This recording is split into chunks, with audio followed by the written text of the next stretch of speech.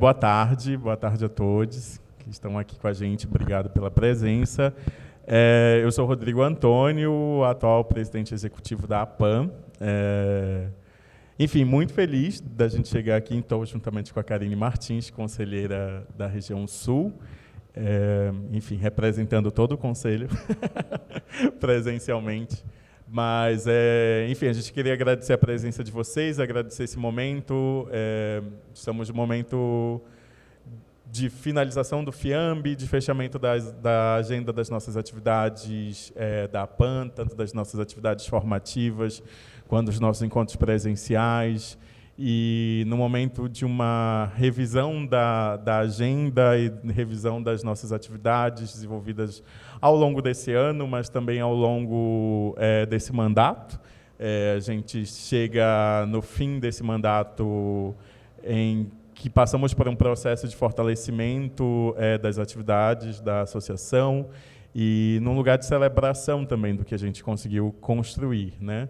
A gente passou por um processo de integração à PAN conjuntamente. Eu acho que é muito significativo estar aqui com a Karine, porque a gente passa a fazer parte da entidade juntos, na criação do Conselho Regional, no processo de ampliação das atividades da associação, num lugar onde já havia uma trajetória muito importante e significativa de incidência política naquele contexto de Brasil, em 2016, e quando a gente retoma 2019, já no momento complexo de país, mas ainda assim é interessante olhar em paralelo e para a convergência dos tempos e das atuações do que a gente viveu a nível de país, a nível de contexto político, a nível de enfrentamento de uma pandemia, e, ao mesmo tempo, conseguir olhar com uma perspectiva celebrativa do que meio imerso ao caos, mesmo imerso num contexto de desmonte político,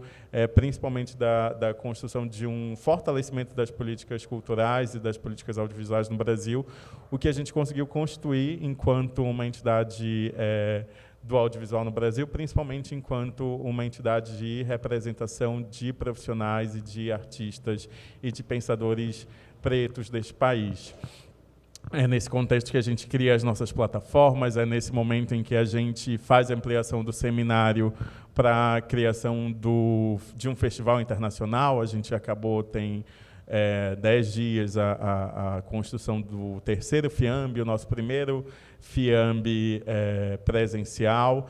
Então, é um momento de revisão de tudo isso. Eu acho que a gente está muito alimentado e a gente tem muito o que refletir sobre os processos que nos trazem até esse momento da APAN, o que nos traz até esse momento de celebração desses 6 anos, mas num momento de retomada política desse país, né? Conversei com a professora Rosane logo após as eleições, e a gente falou é importante reconhecer esse momento como um momento de partida e não de chegada, e eu acho que a PAN, nesse lugar, a gente está muito conectado no sentido do fortalecimento que a gente conseguiu construir, de uma entidade que hoje tem uma representação de mais de 1.000 pessoas nas 5 regiões desse país, e do qual, através dessas conexões, tanto nacionais quanto com as nossas conexões internacionais, que são fundamentais para o processo de construção diária dessa entidade, a gente já está muito ciente do que não é negociável no processo de afirmação das nossas existências e das nossas narrativas, no processo de confrontação de uma história e de uma identidade desse país, e no processo de afirmação de que a transformação de um cinema brasileiro parte do nosso protagonismo enquanto cineastas negros. Então, antes de passar para a Karine, eu vou aproveitar e também fazer esse momento de agradecimento, porque nada disso seria possível sem um trabalho em conjunto e com os apoios que a gente tem. Então, é o momento da gente agradecer a todos os nossos parceiros, ao apoio que a gente tem da Fundação Ford, ao apoio que a gente tem da Open Society Foundation, que nos permitem fazer esse processo de ampliação da nossa incidência, não só no campo político, mas também de fortalecimento dos nossos projetos, e principalmente a SPCine, que acompanha a PAN desde quando éramos um seminário do audiovisual negro, de quando essa entidade estava nascendo mesmo, e que nos acompanhou desde o processo também de todo o suporte e diálogo e interlocução de construção do que hoje é o FIAMB. Eu acho que a gente está ainda reverberando muito o que foi o FIAMB nessa terceira edição, a potência do que a gente conseguiu construir nesse lugar do presencial, que foi novo. Quando a gente começou o FIAMB, no dia da abertura, eu pensava muito nas conexões estabelecidas no virtual e de pensar que numa sala de 50 pessoas tinha Goiás, Pará, Amazonas, Acre, e a gente conseguindo realmente identificar e ver quem são esses profissionais que construem e dialogam constantemente para a construção da PAN.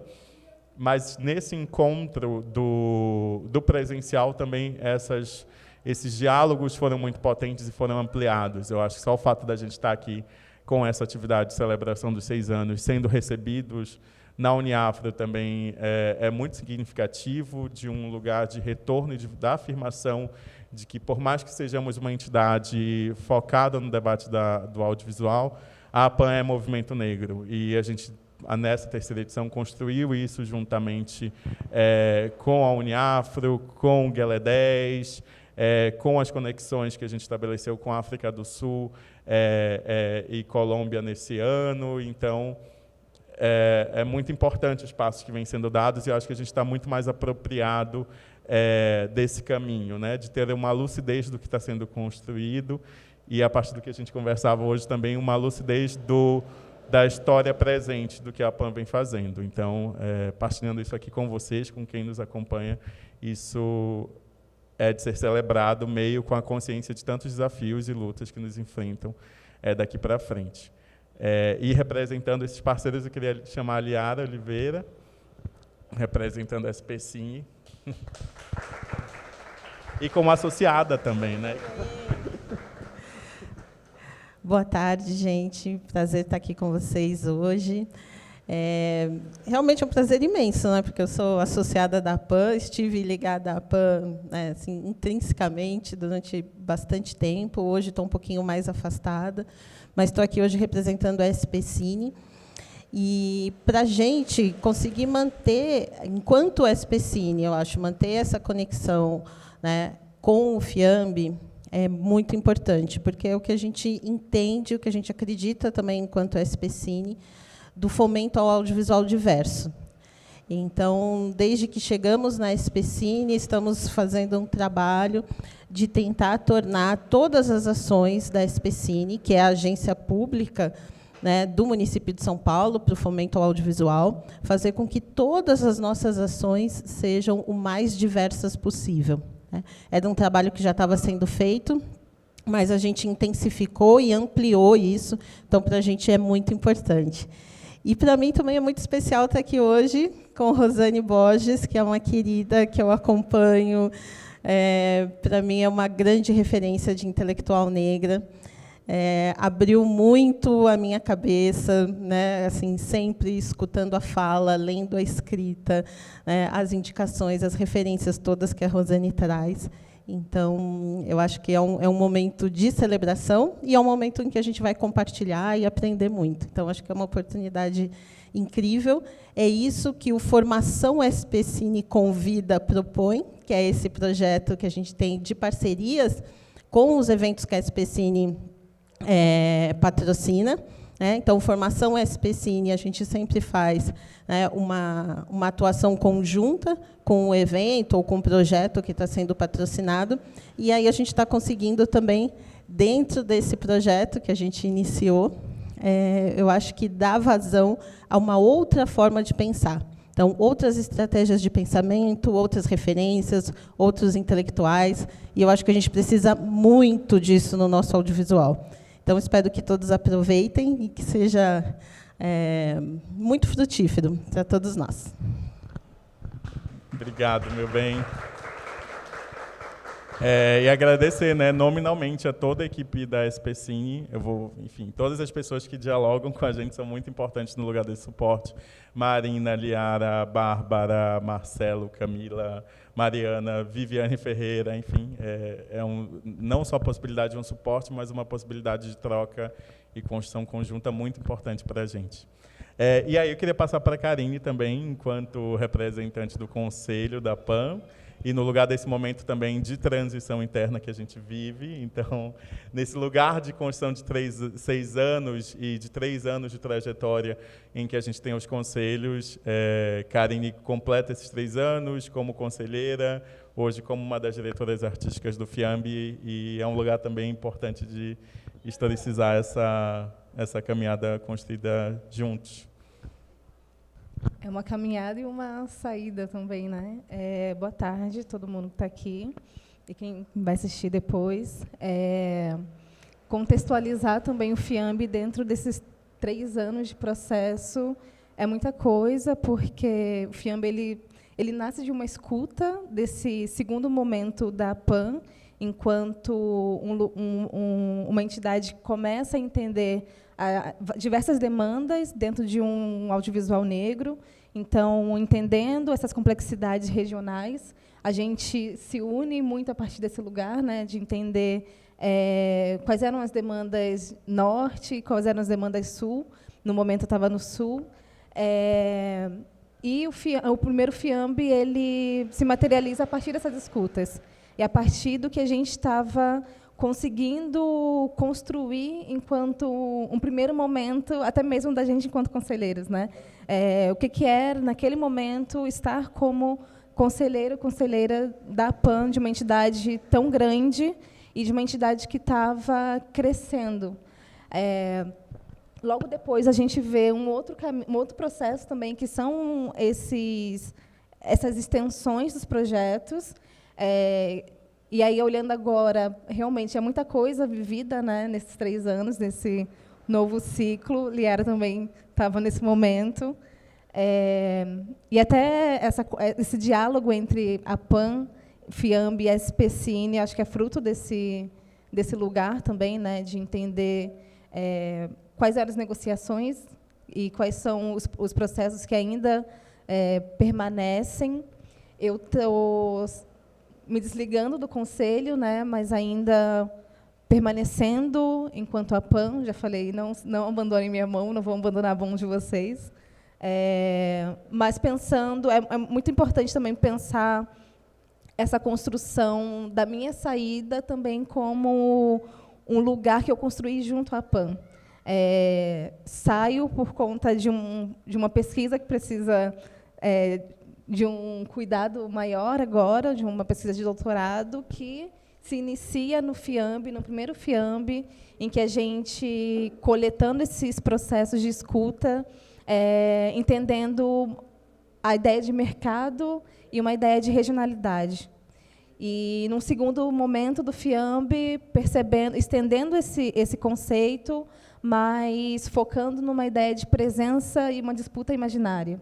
E chegando agora, num terceiro momento, pensando memória e futuridade. Como que a gente se convoca para a vida, né?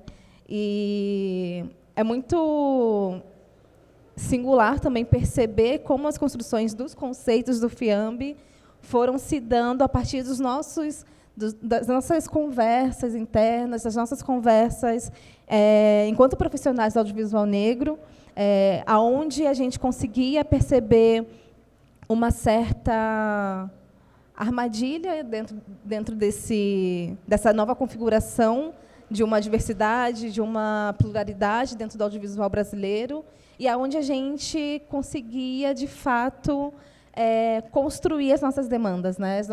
as nossas ideias e as nossas vontades. E o FIAMB ele é esse espaço de construir as nossas vontades, mas, principalmente, entender um lugar comum onde a gente consegue se celebrar também.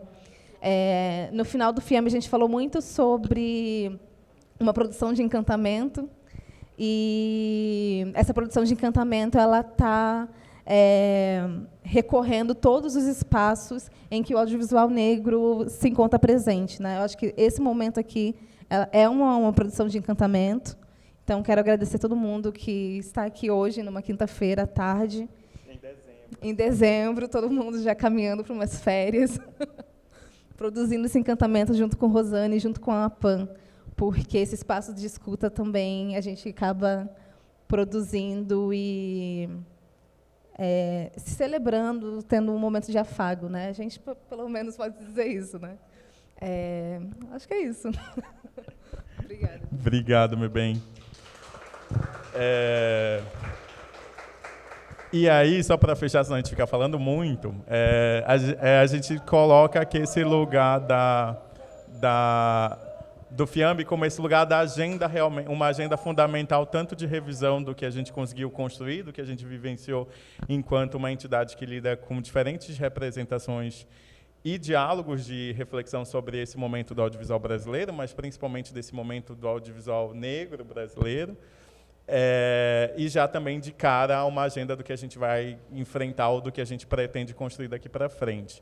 A gente está no momento de preparação do primeiro encontro nacional da APAN, uma agenda que a gente vai realizar possivelmente em finais do primeiro semestre do ano que vem, que vai ser esse primeiro lugar de encontro dessa diversidade de cinemas negros, de perspectivas de cinemas negros e de corpos e vozes que estão construindo esse momento de cinema negro no Brasil, com representação das 5 regiões. A gente começou esse processo de reflexão sobre qual vai ser o caminho desse encontro em agosto desse ano, em Brasília.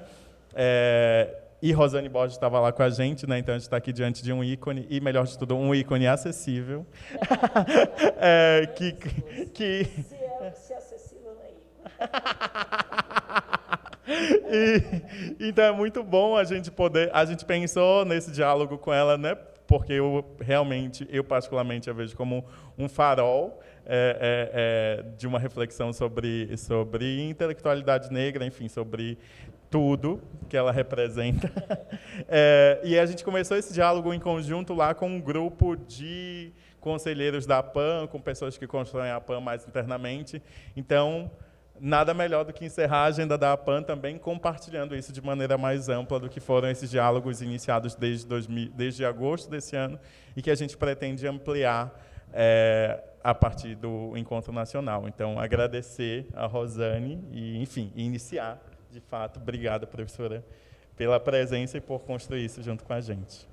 A gente vai deixar só o ícone aqui para ela ficar à vontade. O outro.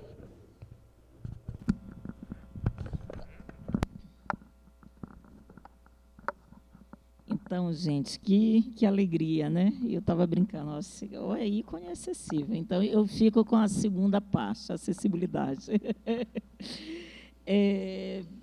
Eu estou muito alegre, né? Assim, dezembro, a gente já está em dezembro, eu estava brincando ali com o Rodrigo e a Karine, dizendo que a gente já tinha que ter decretado 2023, porque a gente nunca teve presidente, agora menos ainda, né? Então, 1º de novembro deveria ter sido decretado o ano de 2023, mas a gente ainda continua em 2022. Eu acho que esses 2 meses que a gente está vivendo pós-eleições, eles significam um momento de esperança. Nós não teremos dias tranquilos e favoráveis, né, em 1º de janeiro de 2023, muito pelo contrário, mas são momentos de esperanças e momentos da gente gestar algo. Eu venho muito insistindo que as eleições elas representam para a gente, nós que estamos na luta, na insurreição, pensando realmente um país democrático, um porto de partida e não um porto de chegada. E eu acho que a partir dessa ideia, né, que a gente está partindo para algum lugar em busca da consolidação de algo, eu acho que a gente, enquanto pessoas, né, que pensam, que fazem o audiovisual, que está no campo das imagens, na fronteira do combate ao racismo, a gente tem muito o que pensar e o que oferecer para o mundo, né? E quando eu vejo pessoas assim especiais aqui, gente que a gente conhece de outros campos, outras batalhas, né? A própria Liara, que também a admiração recíproca, né? uma mulher que está aí na SPCine também a partir do seu lugar de pensadora, de intelectual, mas também de uma ativista, de uma pessoa que faz, né? O pessoal da PAN, Rodrigo, enfim, tantos outros e tantas outras colegas. Eu acho que a gente pensar em olhar o opositor em Bell Hooks é a gente ter muito presente que a gente está partindo desse lugar, de manufaturar algo novo, de manufaturar algo que realmente pode ter alguma correspondência com os sonhos e aspirações de quem veio antes de nós. A gente precisa honrar a luta quilombola, a gente precisa honrar Zumbi dos Palmares, Dandara, a gente precisa honrar Beatriz Nascimento, e a gente honra a partir da continuidade do que essa luta representa. Agora, a gente fazer avaliação do que as nossas lutas representam significa que a gente deve sempre se colocar no lugar do radicalismo, que não é o lugar do extremismo. O lugar do radicalismo, a gente sempre é levado a crer que não é a hora para a gente radicalizar. Em 2002, nos disseram isso, e a gente acreditou e embarcou. Em 2006, nos disseram isso. E agora, em 2022, é preciso que a gente dialogue com a institucionalidade que ganhou e dizer assim, exatamente é a hora de radicalizar. É só quando a gente radicaliza que a gente alcança o mínimo. Então, pensar, olhar o opositor em Bell Hooks, eu estou muito embalada nessa ideia, né, do sejamos realistas, peçamos o impossível. Eu acho que é dentro dessa possibilidade da gente pensar o impossível, que se a gente pensar as categorias da Bell Hooks ela é uma pensadora muito importante, né, não só para o feminismo negro, não só para as mulheres negras, não só apenas para a intelectualidade estrito senso, né, para a academia, mas ela é importante para a gente construir, pensar nessa construção de mundos. Ela nos deixou ano passado, teve uma recidiva do câncer, morreu, para os padrões atuais, relativamente nova, com 69 anos. Ela faria 70 anos agora, né, em setembro. E ela nos deixou um legado de categorias, de caixa de ferramenta para a gente realmente reivindicar o impossível e fazer desse impossível possível. Eu acho que uma das caixas de ferramenta da Bell Hooks, a Bell Hooks, ela maneja, ela é uma pensadora muito ampla, porque ela maneja o leque de reflexão da Bell Hooks é muito extenso, né? Vai desde de pensar o feminismo negro, passando pela educação. Ela teve um diálogo muito estreito com Paulo Freire, pensa a questão da autoestima na primeira infância, até chegar ao exame da indústria cultural, do cinema, né, dos bens simbólicos, que está muito aqui nesse livro, Olhares Negros, que eu tive o prazer de prefaciar. E, a partir dessa categoria, olhar o opositor que está nesse livro, que eu vou dialogar com vocês, né? Há quem diga, e eu também acho, que, do ponto de vista da tradução, não seria nem um olhar opositor, seria um olhar oposicional, né? Eu já falei isso com o Rodrigo. E olhar, se a gente juntar os pontos, pensar o olhar opositor em Bell Hooks, ou olhar oposicional, e o lugar da radicalidade, da manufatura de algo novo, a gente vai ter aí uma trilha muito forte, muito potente, para a gente dizer assim, a partir desse lugar radical que a gente vê o mundo como ele é e a gente propõe a construção de outro mundo. Ou seja, quando Bell Hooks está falando de olhar oposicional ou de olhar opositor, ela está falando de duas questões, basicamente. Primeiro, é da agência, os subalternizados do mundo, os terrivelmente outros, os condenados da terra, as condenadas da terra, os escravizados. Uma das, digamos, manifestações da cultura ocidocêntrica, né, da cultura dominante, foi nos tornar mercadorias de olhares. O olhar, mais do que apenas um simples gesto físico e fisiológico, ele diz muito de uma relação sociocultural. Não é à toa que, desde os antigos, isso do ponto de vista da matriz ocidental, né, o olhar ele coincide com teoria e com desejo, né? Se a gente pensar até o repertório conceitual e linguístico, do campo do saber e do conhecimento coincide com olhar. Teoria vem de teorem, que significa ver, né? Vem de vídeo. Teorem é a capacidade de ver. Fenômeno vem de fainos, que vem de luz, né? Olhar a partir dessa perspectiva, né? Perspectiva é algo que se dá a partir de uma visão do olhar. E aí, o olhar ele não é pouca coisa, porque nessa relação entre saber e desejo, ele é um sentido que tem primazia sobre as formas que a gente enquadra o mundo. E ele foi tomado como uma categoria, um sentido com essa primazia, que isso não aconteceu nas sociedades africanas. Tem uma pensadora chamada Oiranque Oyumi que vai apontar isso, que principalmente para as sociedades da Iorubalândia, né, as sociedades iorubais, o olhar ele nunca teve uma primazia sobre os outros sentidos. Há uma coexistência de sentidos, do gestual e do corpo, mas a cultura ocidental tomou o olhar como algo central, e a gente vê hoje o capitalismo algorítmico tomando o olhar como neo-valor do capital, né? Há toda uma discussão que a gente pode se tornar numa sociedade 24/7. Mais do que isso, há todo um investimento de laboratório. Eles querem que a gente não durmam, né? Os meninos do Vale do Silício. Ou seja, eles querem que a gente deponha os nossos olhares diuturnamente na tela do celular. Mas o que isso significa, né? Eu pulei dos antigos até o nosso tempo atual, um salto muito brusco, mas a gente poderia destacar, nesse arco muito longo, 2 momentos fundamentais. É um momento em que a colonização, ou o que a gente chama de descoberta do mundo novo, toma o olhar como critério fundamental para decidir, para designar quem é bárbaro, quem é civilizado, para decidir por uma operação do olhar quem eram mercadorias desses olhares, ou seja, corpos negros que foram pilhados. E também a gente tem nessa tensão histórica e mundial que riscou boa parte do planeta a insurreição. É por isso que a Bell Hooks vai dizer que quando nós vemos mulheres, negros, crianças, indígenas, enfim, alguém que carrega alguma marca da destituição e da violação, isso já é um ato de insurreição, porque nós somos vistos.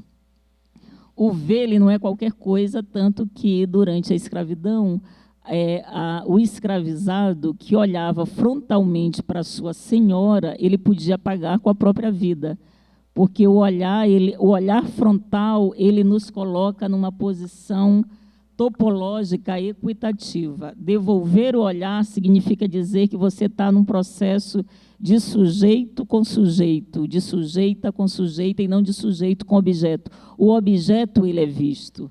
O objeto ele é alvo e objeto do desejo do outro. Ele só é visto, ele não é vê. Então, a Bell Hooks ela vai deslocar e ela vai dizer assim, nós temos agência para ver o mundo, mas quando a gente vê o mundo, se vê não é uma operação qualquer, significa dizer que, ao ver o mundo, a gente enquadra o mundo, a gente recorta o mundo e dá esse mundo, faz esse mundo visível. A pergunta que não quer calar é que mundo que a gente quer tornar visível a partir desse deslocamento do nosso olhar. O que a gente vê, afinal? E, ao ver, o que a gente recorta e o que a gente dá a isso que a gente vê um estatuto do visível, né? Como é que isso ganha visibilidade? E, ao ganhar visibilidade, como é que a gente pode construir outra história e outra memória, ou outras histórias e novas memórias? Esse, digamos assim, é o desafio que está posto. É o desafio que a gente costuma brincar, que é da geração que vem, né? Mas é nosso também, né? Ora, esse desafio ele não se dá se a gente não remover alguns obstáculos.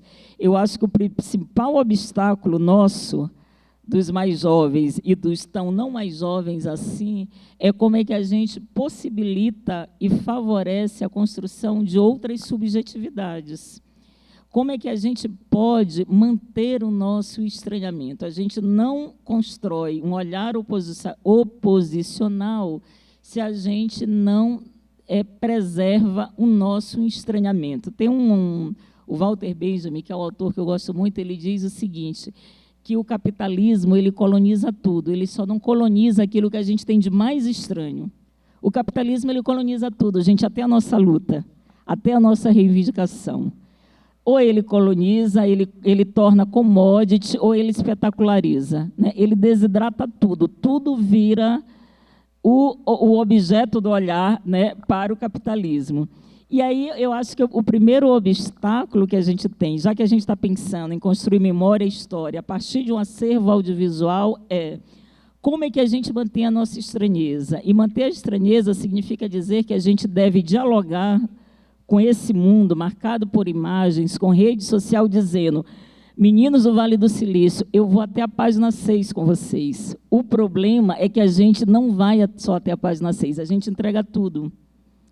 A ideia, eu quero fazer um texto sobre isso, a ideia da lacração e do tombamento. Eu venho sustentando que lacrar e tombar, eles são verbos funerários, né? O Rodrigo e a Karine me ouviram falar isso lá no Rio. Significa, se são verbos funerários, né? Tombar, lacrar, significa que algo morre quando alguém lacra. Morre quem? O sujeito. E quem que triunfa? O eu. Só que, veja, para a gente criar um olhar oposicional, você só cria, você só vê o mundo, enquadra o mundo, e você só constrói um olhar oposicional se você é sujeito ou sujeita. Mas o que os meninos do Vale do Silício dizem para todos nós, inclusive para mim? Aqui não é lugar para você ser sujeita. Aqui você só triunfará se você for eu. Só que, desde a psicologia, a gente aprende que o eu, por definição, ele é miserável. O euzinho, ele é miserável, né? Nós não somos nada na condição de eus. Só que o tempo das imagens de hoje, ele nos converte o eu na grande entidade, né? O eu que tem milhões de seguidores, o eu que vai com o dedo em riste, o eu que não permite mediação nos seus argumentos, o eu que diz algo e que não há possibilidade da gente contra-argumentar. Então, eu acho que esse é o nosso primeiro desafio. Olhar oposicional supõe eu não diria triunfo, mas supõe a construção de sujeitos e sujeitas que estão permanentemente ameaçados numa cultura visual que não é da visibilidade, que nos torna, inclusive, invisíveis, né? Eu acho que essa é a primeira, digamos, como é que a gente constrói memória, Rodrigo e Liara, e história, se a gente está num contexto, numa ação comunicativa, que é um só tempo político, em que nós não somos sujeitas. Se nós não somos sujeitas, portanto, o olhar que a gente vê o mundo já é o olhar dado pelo racismo, pelo sexismo, já é esse olhar construído. Então, isso nos leva a um segundo ponto. Qual é o segundo ponto para a gente construir memórias e histórias a partir de imagens, a partir do audiovisual? É que, se a reivindicação pelo acesso ao mundo como ele é fundamental, é preciso que nós estejamos em Hollywood, é preciso que a gente tenha Wakanda, é preciso Pantera Negra, é preciso também que a gente possibilite, é por isso que eu comecei falando do lugar do impossível. Ao mesmo tempo que a gente reivindica acesso, é bacana a gente ter Maria Júlia Coutinho apresentando um jornal fantástico, mas é bacana também e é fundamental que esse acesso venha acompanhado por uma reivindicação de transformação. Ao mesmo tempo que eu reivindico acesso ao mundo como ele é, miserável, racista, excludente, portanto, nós não estamos aqui apenas para dizer que a gente não quer participar desse mundo, a gente diz assim, a gente quer sim participar desse mundo, e esse mundo ele é isso, ele é patriarcal, ele é racista, ele é classista. A gente quer estar participando desses espaços, mas a gente quer também transformar. Ou seja, é um binômio, pensar o olhar oposicional nos leva a uma segunda tarefa, que é como é que a gente, ao mesmo tempo que a gente reivindica acesso a esses lugares, como é que a gente pode também transformar, ou mais radicalmente do que isso, construir outros lugares. Esse é o segundo desafio. É preciso que reivindiquemos, sim, acesso, mas é preciso que a gente construa outros espaços, porque tem espaços, gente, que, na boa, a gente nem precisaria pedir para a gente estar, porque eles sequer deveriam existir. porque são espaços, por definição, da destituição, da violação, né, da barbárie, né? Eu sempre costumo dizer, os reality shows, para mim, eles são esse exemplo mais acabado, né? A gente fica discutindo se tem ou se não tem preto, se tem mulher. Não era nem para eles existirem. Imagine se para a gente estar ali, não é? Então, eu acho que esse é um segundo ponto para a gente pensar. É necessário a gente reivindicar acesso, mas também é necessário que a gente reivindique transformação e que a gente reivindique a construção de outros espaços. Mas a gente não constrói espaços se a gente não tiver, e aí isso tem um encadeamento, né? É a construção dessas subjetividades, a nossa afirmação no nosso lugar de sujeitos e não apenas de eus, né? O nosso lugar de promotores de uma agenda política que reivindique acesso e transformação.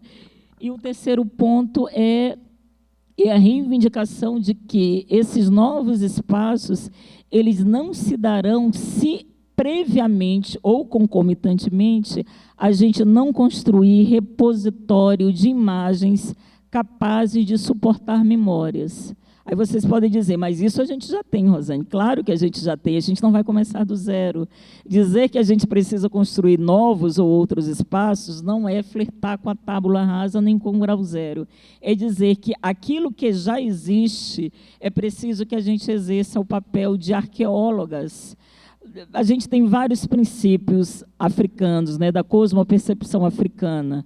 Ubuntu, Sankofa ou Sankofá, como alguns preferem, que essa é a ideia da gente voltar ao passado, recuperar o que foi soterrado pela empresa colonial e trazer e tornar isso visível.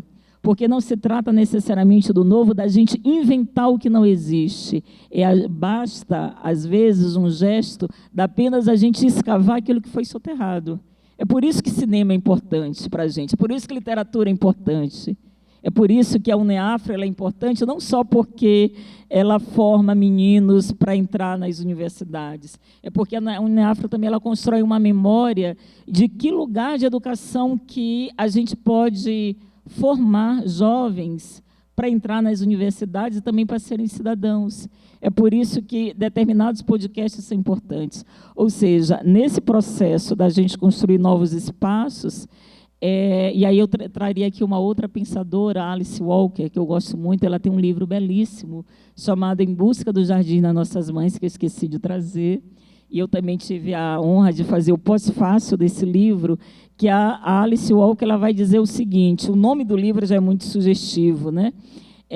Quando ela se dá conta, né, já na universidade, que ela não lia mulheres negras, ela não tinha acesso ao pensamento negro, de mulheres nem de homens negros, ela começa a perceber que há algo de errado. Claro, ela está nos Estados Unidos racista, enfim. E ela vai fazer um exercício que é de procurar a obra dessas pessoas e saber qual foi a vida dessas pessoas. E ela vai, inclusive, promover um enterro digno para aquelas mulheres negras que não tiveram enterro digno. Aquelas escritoras, aquelas pensadoras, ela vai no túmulo, ela vai atrás. Então, é isso, ela vai em busca dos jardins das nossas mães. Eu acho que a gente precisa voltar a esses nossos jardins. Desculpem o tom prescritivo, a gente precisa, né, um cacoete professoral, mas assim, é no sentido de como é que a gente pode fazer essa escavação e tornar, e a partir desse olhar, sempre o olhar opositor. O olhar opositor, as pessoas acham que a gente é exagerado, que nós somos barraqueiras, mas o olhar opositor diz respeito a isso. Eu irei até a página 6, a partir se tanto, né? Às vezes a gente só vai até a página 2. Significa dizer que a partir da página 3 ou 7, a gente vai construir algo que não tem nenhum tipo de relação com o que já está posto, né? É preciso, é por isso que eu falei da radicalidade, que é preciso que a gente dizer a hora é agora, porque com o governo autocrático a gente não dialoga. Com o governo autocrático a gente busca apenas salvar nossa pele, real inclusive, que muita gente foi perseguida por esse governo. Num governo que se diz democrático, que não é um governo de esquerda, né? O Lula anunciou não que será um governo de esquerda, no governo democrático é nesse governo que a gente pode radicalizar.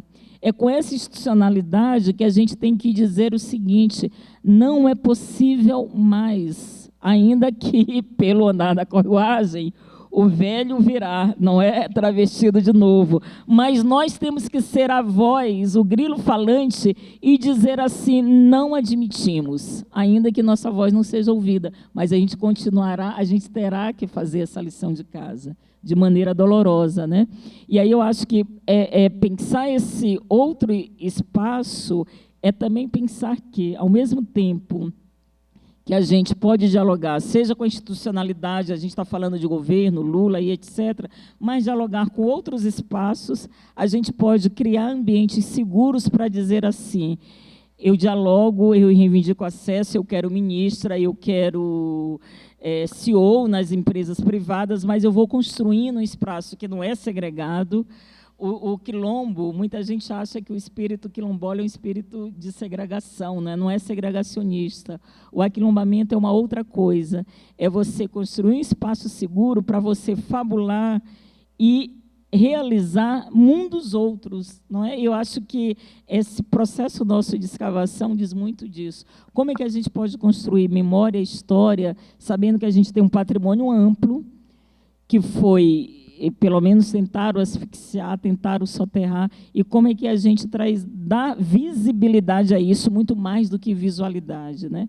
Porque há uma diferença muito grande, eu venho insistindo muito nisso, que ser visual é uma coisa, a gente pode ter milhões de seguidores, a gente pode, você coloca uma foto sua, as pessoas te chamam de diva, eu adoro também, né? Ai, que linda, né?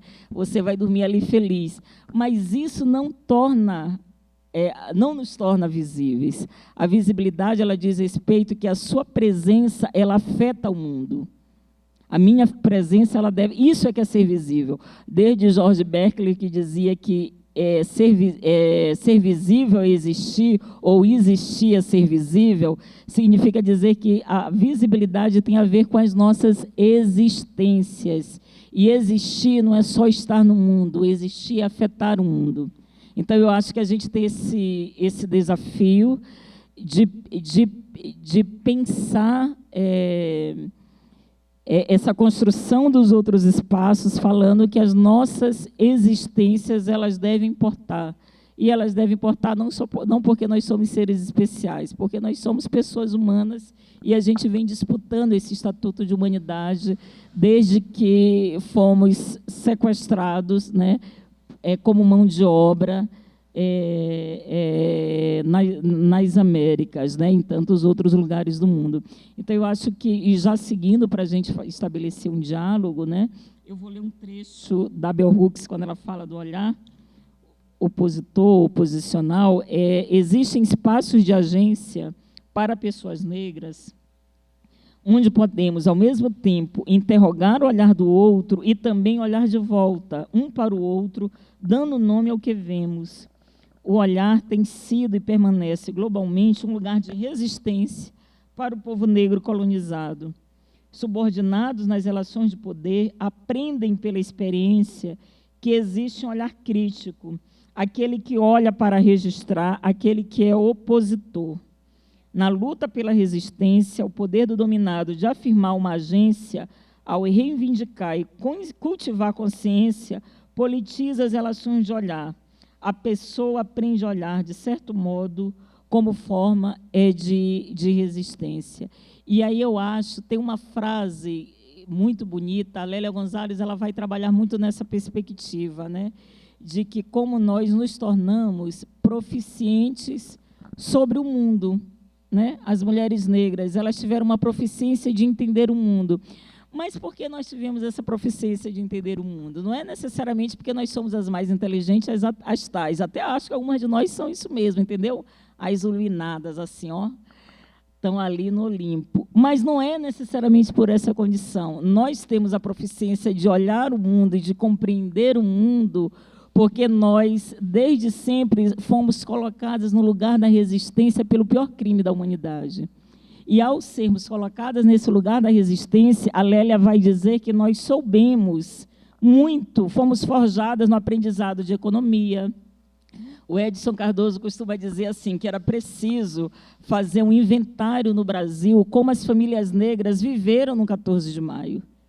né? As faculdades de economia tinham que fazer um verdadeiro inventário. Como é que viveram? Como, sabe aquele o Globo Repórter? Como vivem, o que comem? E aí esse inventário daria o resultado que teve muita inteligência, teve muita estratégia, teve muito, porque nós estamos, e aí é esse olhar, porque só a gente vai ver coisas que as pessoas não veem. Ou, como diz uma frase que eu gosto muito, que eu repito 1.500 vezes, o Rodrigo já me ouviu falando, que é assim: os habitantes da borda do mundo vêm primeiro. Os habitantes da borda do mundo veem coisas inimagináveis. Os habitantes da borda do mundo veem coisas que o centro não vê.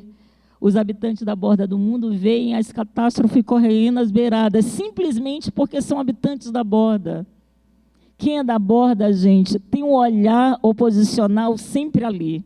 E é preciso que a gente faça desse olhar a nossa arma, não a arma letal, mortífera, a arma que vai servir para a gente construir esses outros espaços. Né? O próprio Walter Benjamin, que era um homem branco, ocidental, judeu, que suicida quando ele tenta fugir da Alemanha, ele tem um texto que é um texto muito emotivo. O Walter Benjamin, quando ele percebe que já não há mais saída para ele na Alemanha nazista, ele escreve um texto, ele diz assim: a maioria das pessoas consegue até ver as catástrofes, ela até vê a barbárie, a maioria, mas essa maioria vê quando não adianta mais para nada esse ver. E aí ele vai dizer: quem vê antes? Quem vê antes são algumas pessoas que conseguem, pela sua experiência individual ou coletiva, perceber as catástrofes. E eu acho que nós, sob esse ponto de vista, nós, mulheres negras, a gente legou em 2015 uma lição para o Brasil, que o Brasil não nos ouviu, a esquerda não nos ouviu. Fomos nós, em 2015, que marchamos para Brasília. A gente fez uma marcha arriscada, eu digo arriscada porque era um contexto em que as pessoas se fantasiavam da camisa verde e amarela, né? Degradaram a camisa verde e amarela, né? Agora a gente que assistiu o jogo com a camisa de todo mundo fica assim: ai meu Deus, agora eu coloquei essa camisa, né? Eles se fantasiavam. O que a gente fez? A gente marchou e a gente falou: nós não queremos ser confundidas com essa gente que se fantasia de verde e amarela. Nós iremos marchar, presidenta, em nome de uma outra coisa. Nós iremos marchar fazendo uma crítica ao seu governo. E nós marchamos com dignidade. E nessa marcha de 2015, o que as mulheres negras disseram?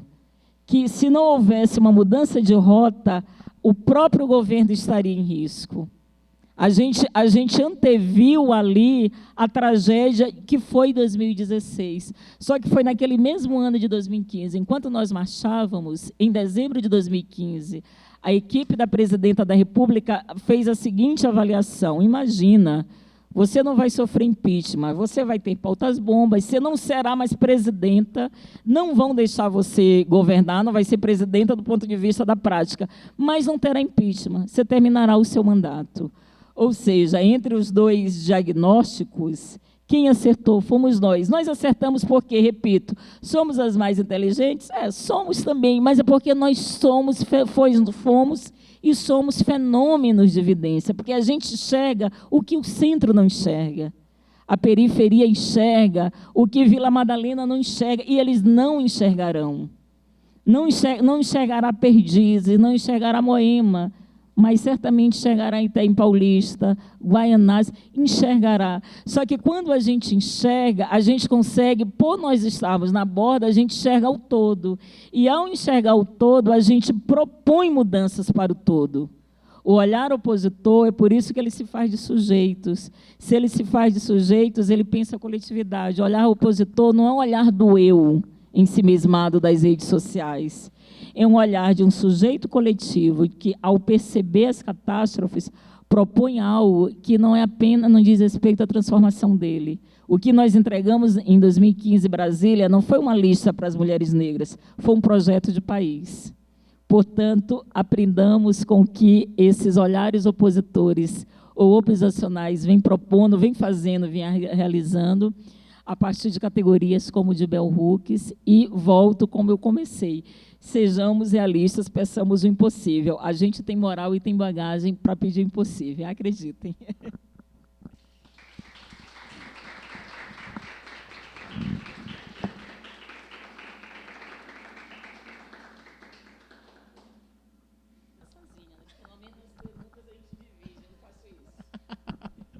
Obrigado, professora.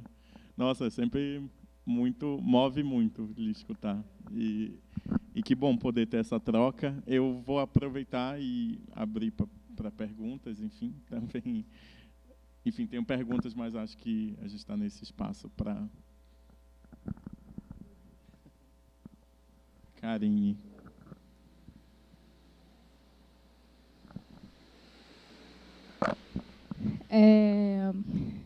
Eu tinha ouvido esse lugar da página 6, lá em Brasília, e acho que desde lá eu tenho pensado muito sobre isso, assim, tanto por conta da nossa atuação na PAN, em outros espaços também, né, de construção, e entendendo aonde, principalmente o audiovisual brasileiro tem captado profissionais negros, e entendendo como que a gente dialoga com essa página 6.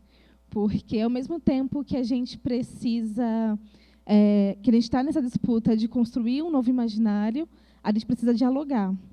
Mas nem sempre esse diálogo está muito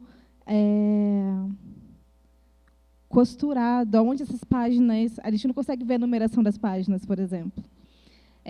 E, pensando desses novos mecanismos, a ideia de uma representação, que eu acho que mescla também com essa ideia de um eu, né? A ideia de uma representação, ela está muito convocada como uma grande mudança. Mas a gente percebe que ela, na verdade, é uma grande armadilha, né? E ela é esse ponto de diálogo para a gente entender qual é a página que a gente, até que momento a gente segue o diálogo ou não. E aí eu tenho percebido também, a gente tem conversado muito sobre isso, muito por conta da construção do FIAMB também desse ano, sobre um pensamento negro radical, assim. E aí o que seria essa radicalidade, né? Não dialogar com esse tipo de contrato, por exemplo. Não dialogar mais com essa página, com essa virada de página. Eu não sei, na verdade, eu não sei se é um comentário ou se é uma pergunta, mas queria também solicitar um pouco mais dessa fala, né? Como que a gente dialoga nesse momento que a gente está de construção de pensamento também. Obrigado. Mais alguém? Se não. Boa tarde, professora. Obrigada. Eu queria saber se você poderia falar mais um pouco sobre esse tema que você trouxe do estranhamento. E, não sei, talvez algumas pessoas aqui sejam do audiovisual, e aí eu fico pensando se a gente poderia gerar um debate do que seria esse estranhamento dentro do audiovisual. É isso.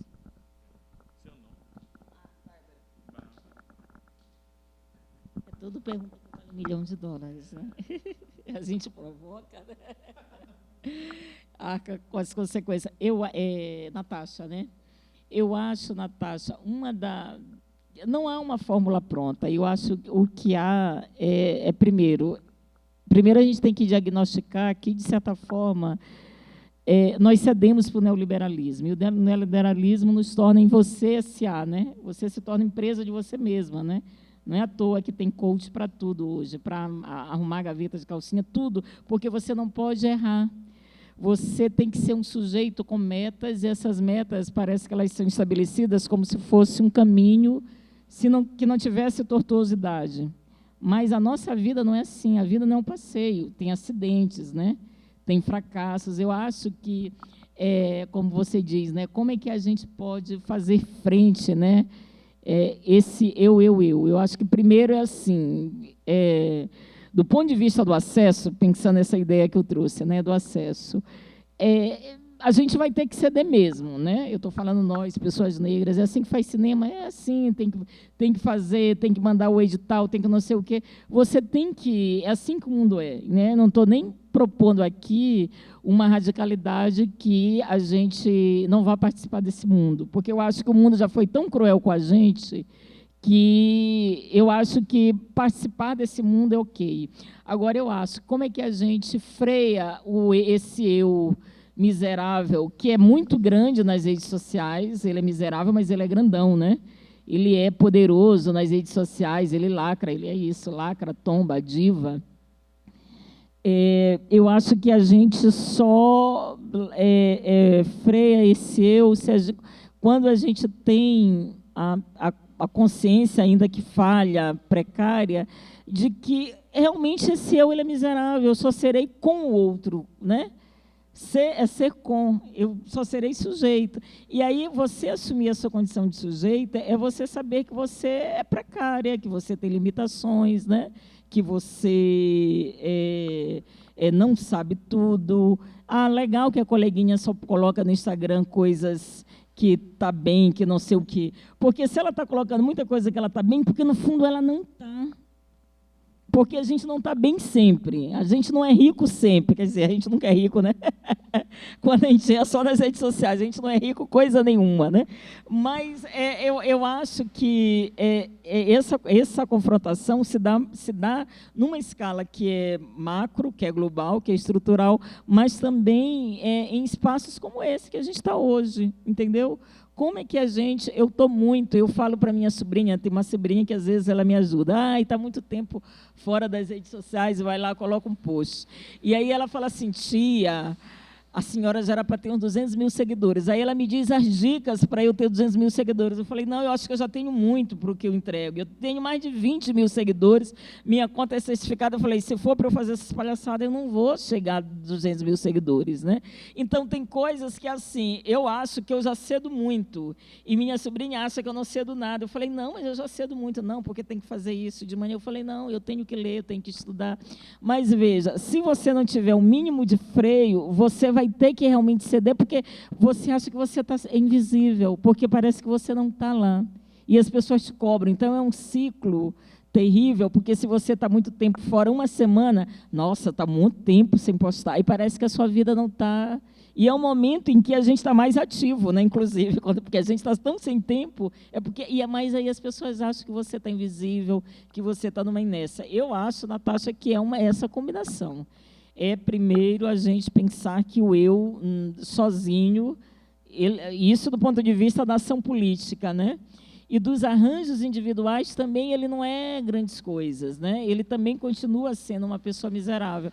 Eu acho que o nosso caminho é pensar em nome de que nós lutamos, né? Em nome de que nós estamos aqui. Porque eu acho, e aí já conectando com a Karine, com a pergunta da Bárbara, eu acho que esse eu que triunfa, de certa forma, se a gente pensar em termos de representação política, do ativismo político, nós estamos traindo.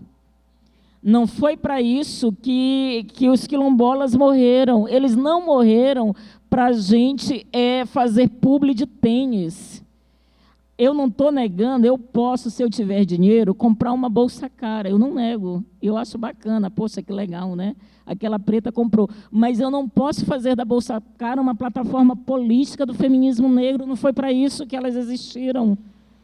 Eu que me recolho a minha insignificância, pegue o meu dinheirinho e vá lá no Shopping Guatemi e compra a bolsa, beleza. E eu não vou criticar. Não vou criticar. A pessoa teve condição, beleza. É a Bolsa Prada. Mas eu não vou fazer de qualquer outra marca uma plataforma e dizer, os brancos fazem. Eu falei assim, mas é esse que agora é a régua? Ah, mas quando o branco faz, vocês não disseram nada. Agora que eu estou fazendo, eu não posso. Eu falei, mas é isso que a gente critica. Não é? Não é em nome disso que... Então, a gente está traindo. É isso que a gente tem que colocar. O problema não é eu ter acesso e participar da festa capitalista. A questão é, quando eu faço desse acesso uma justificativa em nome de uma coletividade chamada Feminismo Negro ou chamada Movimento Negro Brasileiro. Aí dá ruim, aí isso é traição. A Sueli Carneiro ralou muito. Ela não ralou para eu...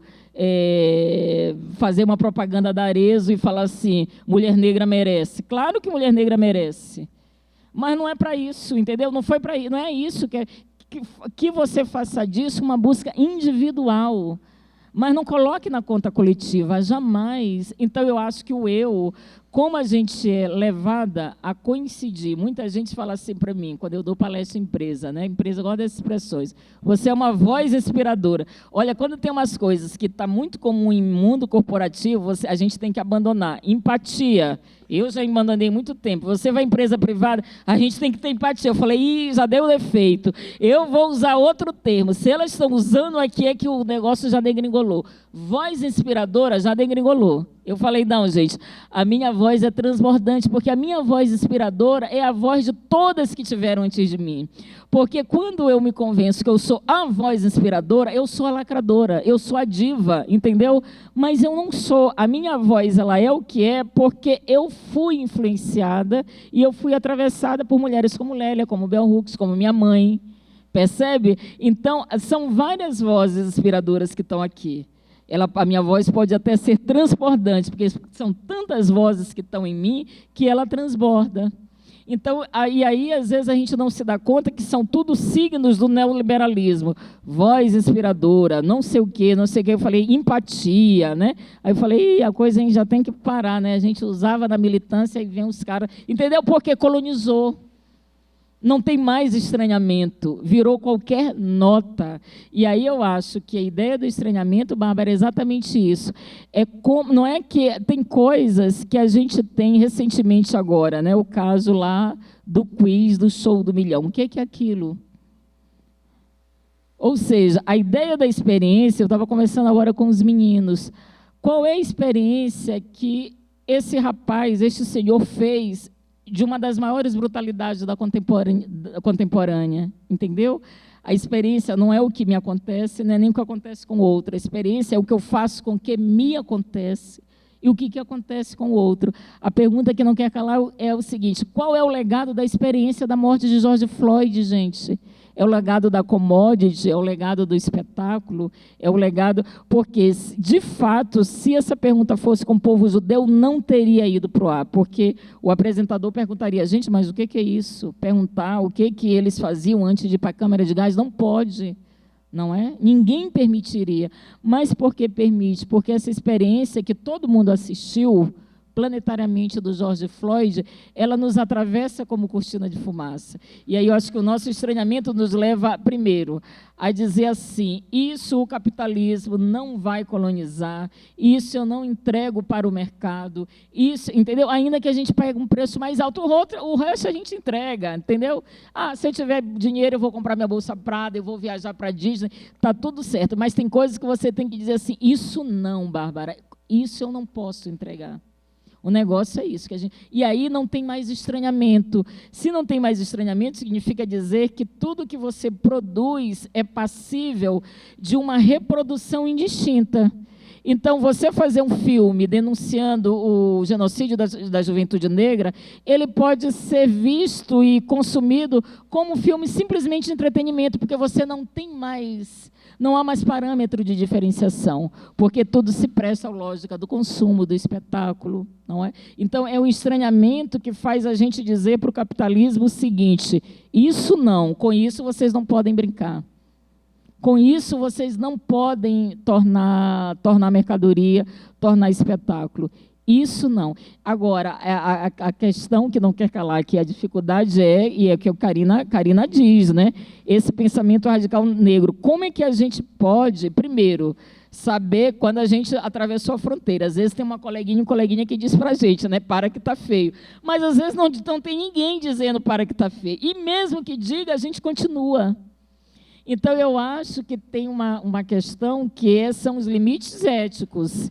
E aí é preciso, eu estou muito assim, pensando nessas questões, que é a diferença entre inimigo e adversário. O Bolsonaro nos tornou, a maioria da população brasileira, inimigas.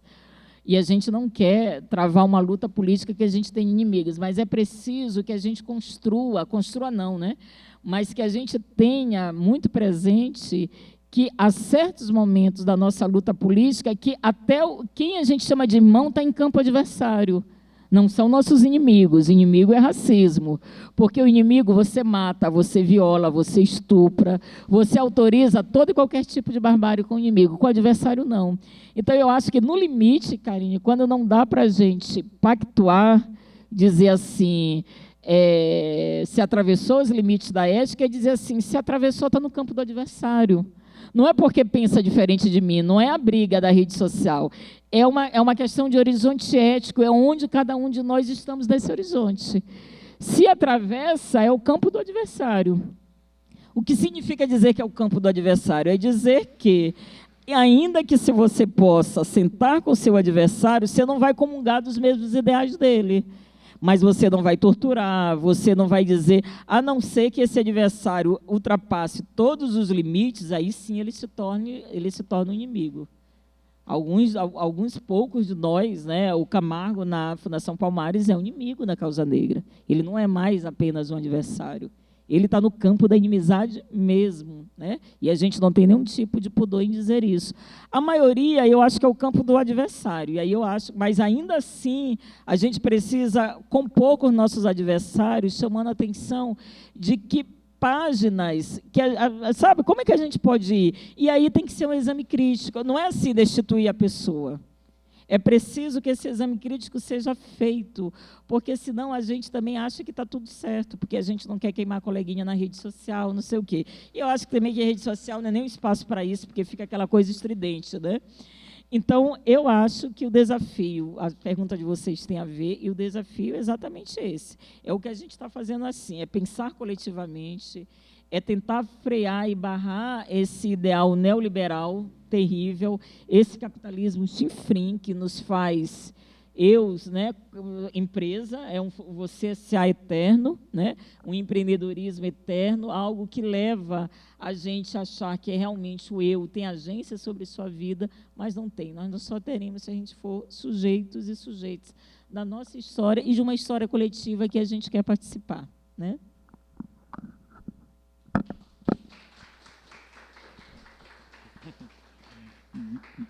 Obrigado, professora. Eu vou seguir um pouco na linha até do que trouxe Bárbara e tentando fazer uma relação também com essa perspectiva de movimento e a importância de movimento negro no sentido de afirmação desse olhar oposicional, que é uma das trocas que a gente tem justamente quando a gente fala, a senhora atrás, né, a ideia do sujeito, o eu. E quando a gente fala desse eu que destitui o lugar do sujeito, para mim, a imagem, né, falando de imagem de Bell Hooks, eu relaciono diretamente com as obras, com uma das exposições da Rosana Paulino, acho que é que ela fez na Pinacoteca, quando ela colocava as imagens do Atlântico e madeiras ali queimando. E o lugar de que o que a modernidade fez, né, relacionando com que é o ponto de não retorno, o que significou essa reflexão de que o ponto de não retorno era o momento de você se destituir da sua humanidade, né, de deixar de ser sujeito para ser uma mercadoria, e isso é uma construção da modernidade, né? E nesse momento do pós-modernidade, e a gente estou muito mexido com uma reflexão do que Denise trouxe, essa Ferreira trouxe essa semana, né, gente? Quem não viu o podcast da Folha Ilustríssima, com Denise Ferreira, nossa maior filósofa, onde fiquei muito refletindo tanto a ideia do sujeito, do eu, do objeto, do corpo negro como um corpo objeto de fundação dessa modernidade. E quando Denise Ferreira vai falar que tentar historicizar ou tentar colocar numa perspectiva de compreender a existência negra dentro dessa perspectiva de uma alocação na modernidade, ela não é suficiente porque a modernidade já nos destituiu de tudo, né? Trazendo, e aí eu faço esse comparativo entre a imagem do nosso corpo enquanto uma madeira que mantinha o fogo e o movimento dessa estrutura, não só colonial, mas da própria modernidade. E esse momento do pós, né, que eu já nem sei mais como nomear, se é realmente um pós ou apenas se a gente compreende essa pós-modernidade como uma continuidade do colocar as nossas existências destituídas do lugar de sujeitas para a manutenção dessa exploração. E essa exploração hoje muito relacionada à exploração dessa imagem. E fazendo essa relação com o movimento, com o que é o movimento negro no sentido de base, né? do voltar para a base, porque é o movimento negro, é o que a gente conseguiu afirmar enquanto movimento negro no Brasil, que nos permitiu hoje estar negociando nossas existências em outros espaços, no cinema, no mundo empresarial, enfim. Mas como é que a gente dá conta do que não é negociável? E como é que a gente pode, a partir dessa ideia do estranhamento que a senhora traz, a gente não cair nessa armadilha que é um esvaziamento da própria perspectiva do movimento negro, de sair da ideia de objeto para se tornar um eu miserável, assim, né? Então, de que maneira esses movimentos e o que é a própria PAN hoje tem uma certa responsabilidade numa recondução do que a gente se propôs a ocupar certos lugares, e hoje, na perspectiva da imagem, a gente refletia sobre isso dentro dos painéis da PAN, muito ligado a esse movimento de múltiplas linguagens, principalmente das artes visuais, de uma recolocação da imagem do negro nas artes e no audiovisual brasileiro. Ele dialogou com uma perspectiva também de destituir do sujeito, de ser convocado como sujeito, mas colocar como esse eu miserável, assim. Então, como é que o movimento ele tem essa responsabilidade de recondução? Acho que não sei se eu me fiz entender, mas é que eu já fui conectar ali com Denise, mas eu acho que é num lugar de recondução de algo que a gente é convocado na perspectiva da representatividade pela nossa afirmação como sujeitos, e essa afirmação como sujeitos é fruto de um trabalho de movimento negro, principalmente quando a gente pensa na realidade desse país, e a partir do momento em que a gente lida com essa representatividade, a gente começa a negociar essa representatividade que já nos tira da perspectiva de sujeitos. Então, como é que a gente reconduz isso quando a gente fala de voltar para a base de um pensamento fundacional do pensamento negro no Brasil? Eu acho que a gente reconduz com esse espaço seguro, a construção desses novos espaços, ou de outros, né, dos quilombos. Porque o que eu penso, ainda voltando a essa ideia do estranhamento, vocês que estão no audiovisual, né, como eu estou tentando pegar assim, alguns exemplos clássicos, né, da tragédia racista no cinema. Como é que a PAN, né, enfim, qualquer realizador pode pensar assim, eu quero fazer um filme, enfim, qualquer obra sobre a emancipação da população negra. Então, o que a pessoa tem que ter é que, eu quero um filme que seja massivo, quero um filme que seja isso. Aí vai ter que combinar com russos, americanos e todo mundo. Se você quer fazer um filme que todo mundo assista, que tenha grana e etc. Então, você já vai ter que saber que você vai ter que negociar muitas coisas no seu filme. Se você pensa um sucesso de público de antemão, porque às vezes o estranhamento também ele tem aderência, mas você não pensou nisso, você pensou no estranhamento, né? Você pensou em um princípio. E aí você vai negociar com um monte de gente, mas aí vai chegar um momento que você vai dizer assim, não, mas se eu construir a figura da Carolina Maria de Jesus assim, eu vou estar destituindo ela. Ou seja, onde que eu estou querendo chegar, Rô, é que sempre tem...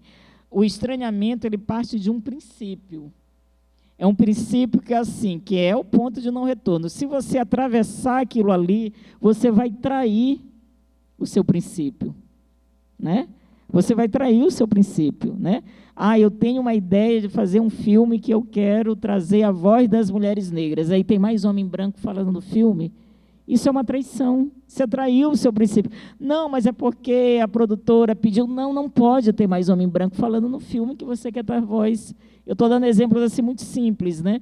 Mas eu acho que é um pouco em nome de quê e o para que a gente luta. Em nome de que existe a PAN?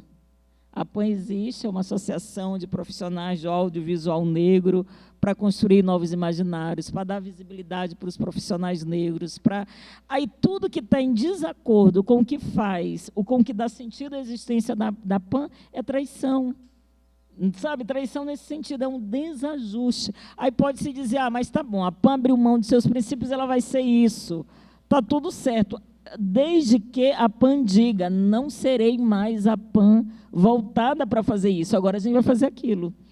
Entendeu? Se há esse deslocamento e se há uma enunciação discursiva, está tudo certo. A gente vai ficar triste, vai dizer, puxa vida, a PAN que tinha esse papel, mas vocês fizeram deslocamento e anunciaram, tipo, ó, geral, a PAN não vai mais ser isso, a PAN vai ser outra coisa. A PAN vai fazer vacanda brasileira, entendeu? Vai ser outra coisa.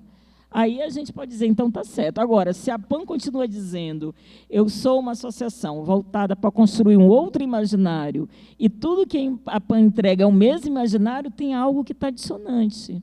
Entendeu? Eu acho que é... E aí, o que faz com que a gente alimente os nossos princípios? Porque alimentar os nossos princípios não é fácil, a vida é dura. É a construção desse lugar seguro. Sabe, desse processo que a Bell Hooks vai dizer, a agência faz com que você crie territórios outros. É esse território que te dá respiro, fundamento e segurança para dizer, vou nessa, sabe, vou continuar no meu mesmo rolê. Porque você vai partir do entendimento, se a gente pensar na Denise, a própria ideia de modernidade ela é uma ideia falha, quer dizer, falha para a gente, né, porque funcionou para eles. Porque ela deixou de fora muita gente de um ideal de humanidade. O que a gente está dizendo é que essa modernidade ela não é modernidade coisa nenhuma, porque o que ela enuncia, a modernidade ela se trai a si própria. Porque a modernidade ela parte de um princípio universalizante, humanizante, de autonomia. Só que tudo que ela promove é a exclusão do outro. Ou seja, ela é uma contradição em termos. Mas quem que diz para a modernidade, para esse projeto moderno, que ela é uma contradição em termos? Negros e indígenas. E mais ainda, a gente diz assim, olha, a gente nunca fez parte dessa festa linda aí, desse jardim, e a gente quer fazer parte desse jardim. E aí é por isso que o audiovisual é importante, Bárbara, porque quando a gente diz assim, fulano de tal não me representa, e a branquitude fica assim com raiva, constrangida, a gente está dizendo assim, não tem como mais as histórias, as narrativas de vocês tentarem dizer que são universalizantes, porque não são, e a gente não vai mais admitir isso. Então, e aí, isso também tem a ver com o estranhamento. Agora, a gente fazer o estranhamento, promover o estranhamento como uma categoria, inclusive de ação, significa dizer que você vai flertar com o fracasso. A gente tem que lidar, que saber que a gente vai fracassar.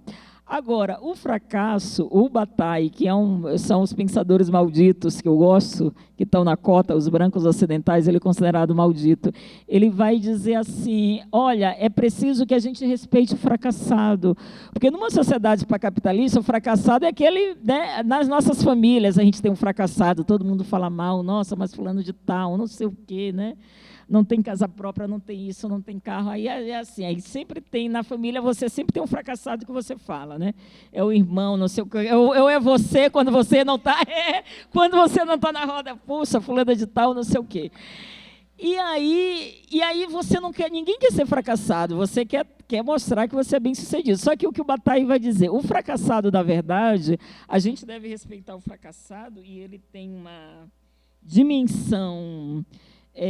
emancipatória, porque o que o Bataille vai dizer? O fracassado foi aquele que disse não, ele foi dizendo muito não, por isso que ele fracassou.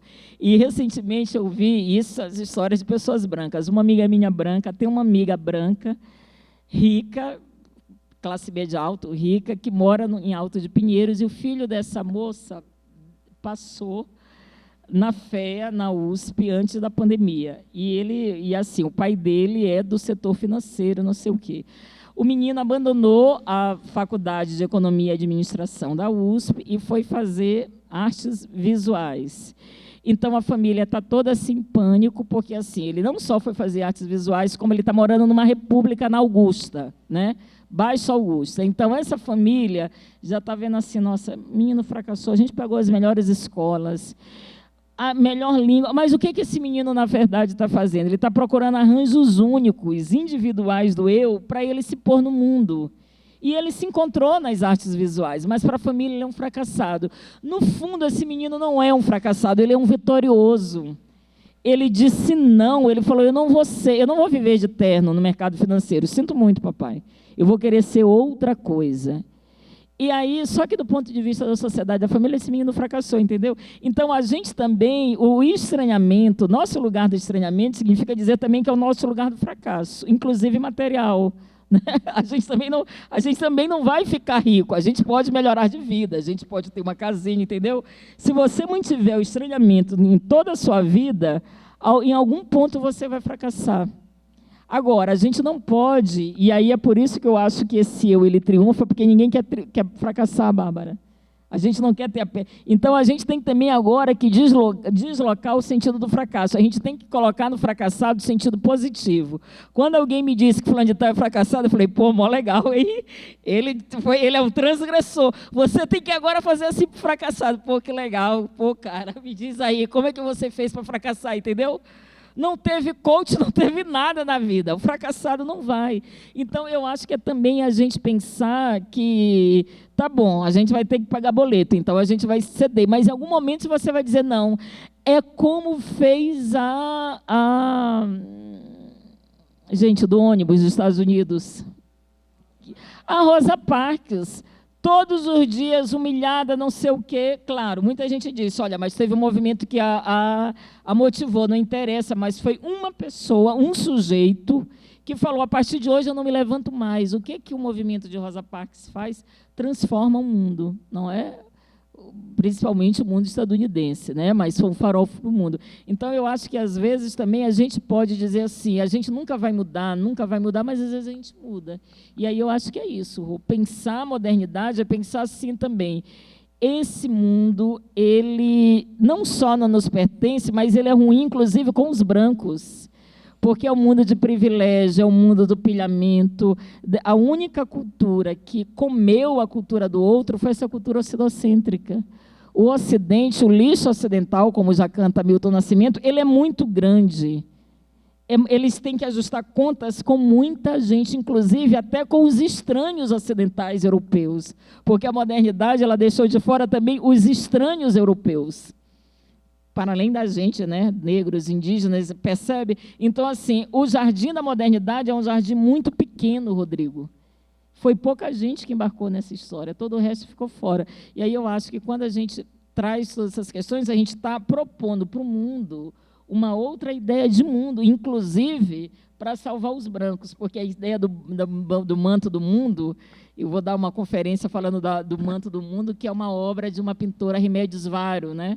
Mexicana, ela tem um quadro bordando o manto do mundo.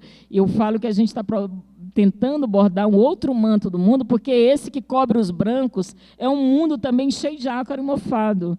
Então, até os brancos a gente vai salvar, entendeu? Porque a gente não está só querendo bordar o mundo para entrar debaixo do manto. A gente está dizendo assim, ó, esse manto aí do mundo é um mundo que ele já nasceu com defeito de fabricação. Até vocês estão cobertos com um manto que é muito ruim. Nós, os povos originários, entendeu? E se a gente está construindo esse manto, e quando ele estiver pronto, a gente não deixará essas pessoas de fora. A gente responsabilizará, é preciso que a gente responsabilize. É como a gente aprendeu com Nelson Mandela, né? Perdoar não significa esquecer. Quando ele chamou os brancos que estavam fugindo, ele falou, não fujam não, eu não vou fazer nada. Agora, um detalhe, eu perdoei porque eu tenho que governar para todos vocês, mas eu jamais esquecerei, não é? E ele foi um governo de conciliação, mas também o tribunal que o Mandela instituiu ali é um exemplo para o mundo. É não esquecer jamais e encaminhar isso, inclusive, para uma situação jurídica. A gente está precisando disso agora em 2023, né? Dizem que tem provas que o STF, com alguns, ele vai ter que fazer assim. Nós precisamos, gente. Não é possível você ter um presidente que matou mais de 600 mil pessoas, não acontecer nada. Não é possível a gente não ter um Pazuello preso. Não é possível, entendeu? Não é possível a Mister Cloroclina não estar presa. Se nós fôssemos um país sério, eles saíam presos na CPI. Eles não foram, ninguém foi preso, né? Então, eu acho que essa ideia da responsabilização e da monta do mundo tem a ver também com a justiça, Rodrigo. A modernidade, o que a gente está querendo é justiça, só que é uma justiça para todo mundo. para todo mundo. A recondução é um trabalho de... Eu falo muito que... Olha aí, eu já estou falando da palestra da sexta-feira. Bordando o manto do mundo, da destituição à restituição das humanidades subalternizadas. Nós fomos destituídos. O que a gente promove, novas imagens, a gente está querendo restituir. A gente está querendo restituir a nossa humanidade, mas não só. A gente está querendo reposicionar, inclusive, o que a gente chama de humanidade. Porque esse conceito também é um conceito terrível, deixou muita gente de fora. A gente está querendo repactuar tudo, inclusive o que a gente designou e designa como humano, né? Obrigado. Gente, alguém tem uma questão? Senão eu já vou... vai.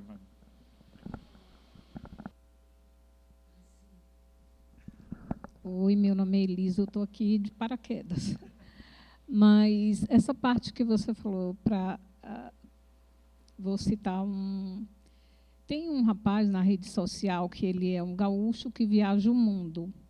E ele foi parar na Islândia ou qualquer outro país assim, eu acho que é a Islândia. E lá ele teve para fazer um protocolo de imigração, de estadia no país, ele botou ele como branco. Ele é branco, dos olhos azuis, e lá o pessoal da Islândia botou ele como latino.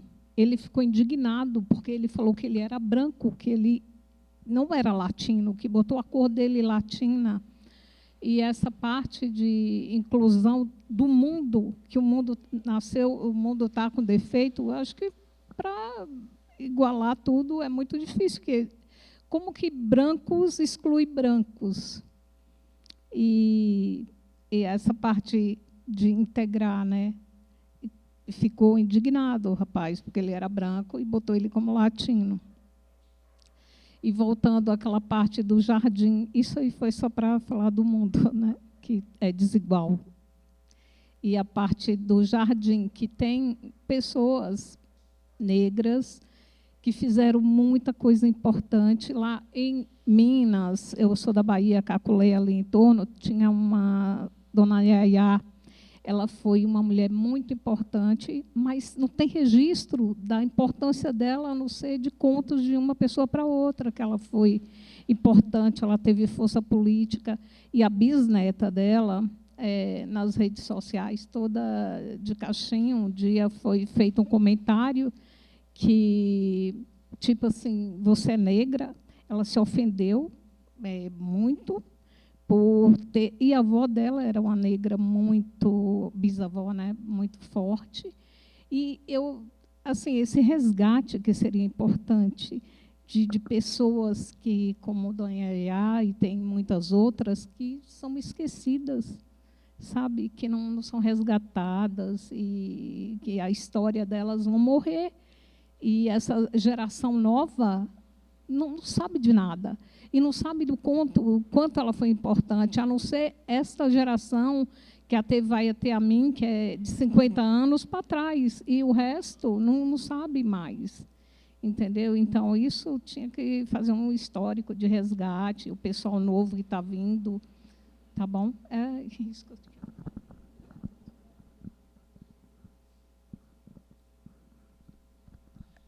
Bom, boa tarde, é um prazer receber a professora Rosane Borges aqui, nosso novo espaço aqui da Uniafro.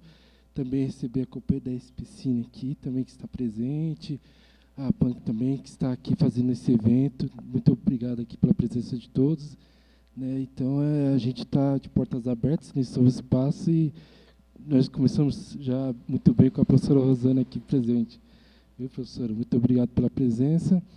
Minha pergunta vai na questão mais do que você tratou agora, professor, que é muito preocupante, que é a questão dos acordos que estão sendo feitos para não punição no que ocorreu na pandemia e que vimos o que foi sendo descrito durante os 6 meses da CPI.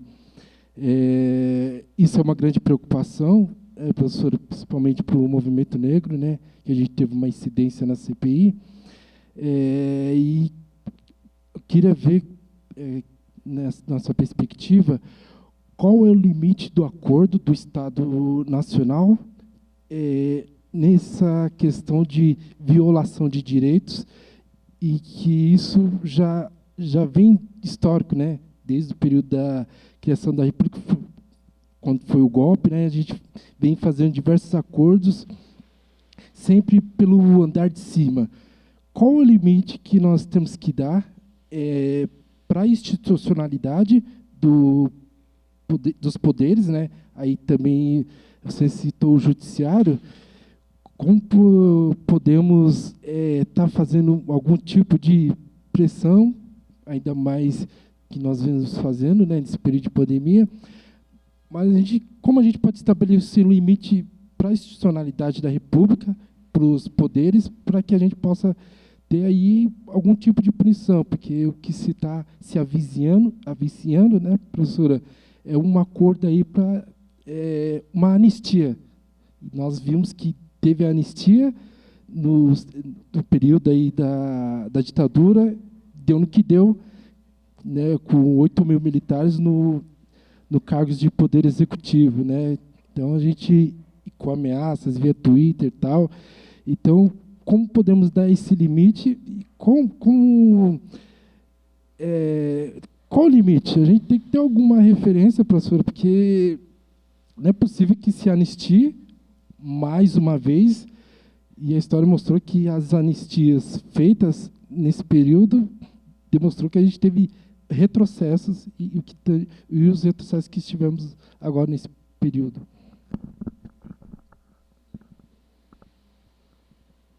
Boa tarde.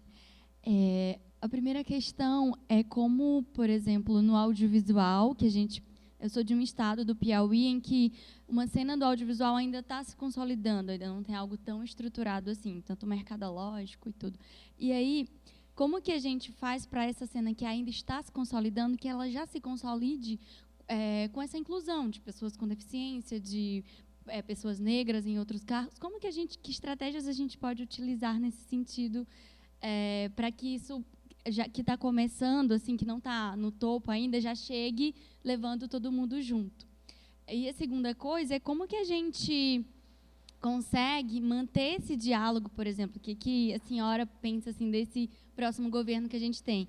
Como que a gente consegue manter esse equilíbrio entre participar das fatias dos editais, por exemplo, da política pública ser construída, mas que a gente consiga se impor assim, com o que a gente acredita e como a gente acredita que tem que ser feito, sabe? Como que a gente consegue conciliar isso, sabe? Porque às vezes eu acho que é meio difícil, assim, estar dentro e às vezes compactuar com algumas coisas e sair fora e deixar que só outras pessoas acessem. Então, às vezes eu fico meio nessa dualidade e vem também assim para a nossa própria vida, assim, pelo menos para mim, assim, de às vezes equilibrar entre participar ou não de um projeto e às vezes mas você vai estar tecnicamente, então você não vai poder opinar no que sair do seu quadrado aqui, tipo, quero pessoas negras, mas elas ficam aqui na técnica, e as outras pessoas, elas vão, pessoas de outras classes, de outras raças, elas vão decidir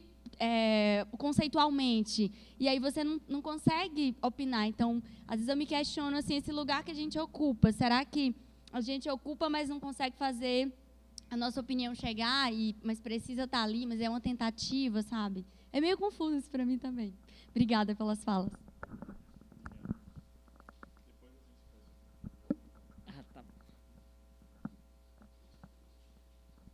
Olha, eu acho, pensando nessa questão da pandemia e da anistia, eu também concordo, nós estamos num momento porque eu acho que se houver punição, o que estão dizendo é que vai ser muito relacionada com os atos antidemocráticos, né? Que o STF tem um longo dossiê, falam que o cara lá da Polícia Rodoviária Federal não vai ter dias felizes e tudo mais.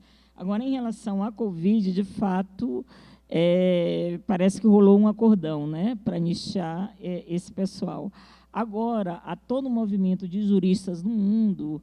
O que esse movimento está esperando, primeiro, acabar o mandato de Bolsonaro, para o Brasil ele ser notificado em instâncias internacionais, né? Porque também quem é da área diz que há um dossiê robusto, as declarações, e tudo mais. Eu acho que o limite, quando o Estado brasileiro ele não cumpre, é esse. A gente tem um caso, que eu não sei se vocês estão lembrados, que é do caso Aline. Foi a primeira penalização que o Estado brasileiro recebeu. A Aline era uma menina negra, jovem, de 17 anos, que estava grávida, já no 8º mês, já tinha entrado no 8º mês de gravidez, e ela amanhece se sentindo mal, né? E uma menina muito pobre, quem vai no hospital com ela morava com uma avó, quem vai para o hospital com a Aline essa amiguinha dela, então, uma menina grávida de 17 anos, com uma outra mais ou menos da mesma idade. Então, elas saem de casa muito cedo para ir para o hospital, atrás de atendimento. A Aline começa a sentir febre e todos os hospitais dizem que não podem atendê-la porque, enfim, estava cheio o pronto atendimento. E a Aline foi uma verdadeira via crucis. Já era 4h, a Aline perambulava pelos hospitais públicos do Rio de Janeiro sem ser atendida. Nesse último hospital, que a atendente estava dizendo que não tinha como atendê-la, não sei o que, ela já estava com uma febre muito alta, e tem um médico que está saindo de plantão e vê o estado de Aline, vê que a Aline está com uma febre altíssima, já estava alucinando, né, com a febre muito alta, porque a pneumonia dela avançou. E aí ela é internada, só que ela morre. Por que o Brasil é penalizado com o caso de Aline? É que se a Aline certamente fosse atendida às 5h, ela não morreria. Ela passou praticamente o dia todo atrás de hospital, a febre avançou, a pneumonia, ela não foi entubada e etc. Então, certamente, não é assim, ela poderia morrer às 5h, ela não morreria se ela tivesse atendimento, inclusive 2, 3 horas antes. É que o último médico que atende, ela diz. E aí, eu lembro que foi uma coisa que se arrastou, eu acho que aconteceu na época, o presidente era o Lula, mas o governador eu não lembro, não sei se é o Sérgio Cabral, porque foi no Rio. Não, ainda era 2000 e alguma coisa, antes de 2010. E aí ficou. Aí o que o movimento de direitos humanos faz? Notifica o Brasil internacionalmente. Eu acho que o que vai acontecer com o caso da pandemia, porque eu acho que na instância do Estado já está dado, teve acordão mesmo, né? E que muita gente diz assim, gente, o ministro Pazuello não foi preso, porque foi acordo, não é? A Mister Cloroquina foi acordo. Então, eu acho que, eu não sei se muitos serão presos, mas eu acho que para alguém vai sobrar essa história. E agora é um julgamento que dura. O caso de Aline, o julgamento só aconteceu na época do governo Dilma. Depois de 10 anos, eu estou falando do governo Dilma, porque quando tem uma notificação dessa, mesmo sendo em âmbito estadual e municipal, o que é notificado é o Estado. É a presidenta que tem que responder. Então, o Estado brasileiro, eu acho não, até hoje, paga uma pensão para a família da Aline, para a avó dela, não sei se ainda está viva, porque foi notificada por isso. Com a Covid não há saída, vai ter que ir para os tribunais internacionais. Agora, isso rola pelo menos uns 10 anos. Até lá, alguns deles já morreram, né? Mas porque demora. Esses julgamentos de tribunais internacionais demoram. Agora, o que muita gente assegura é que alguma punição virá, porque o dossiê é robusto. É robusto, é inequívoco, né, da incúria.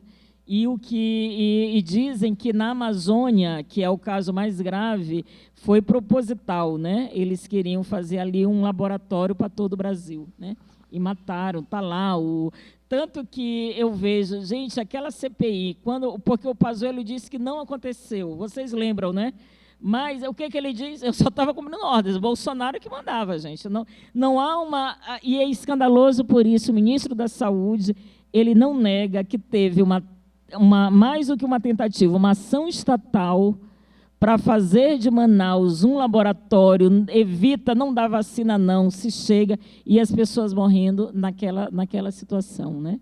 Então, eu acho que Manaus, se não for pelas 600 mil mortos, Manaus vai indiciar, alguns deles vão ser condenados no Tribunal de Haia, né? Contra crime contra a humanidade.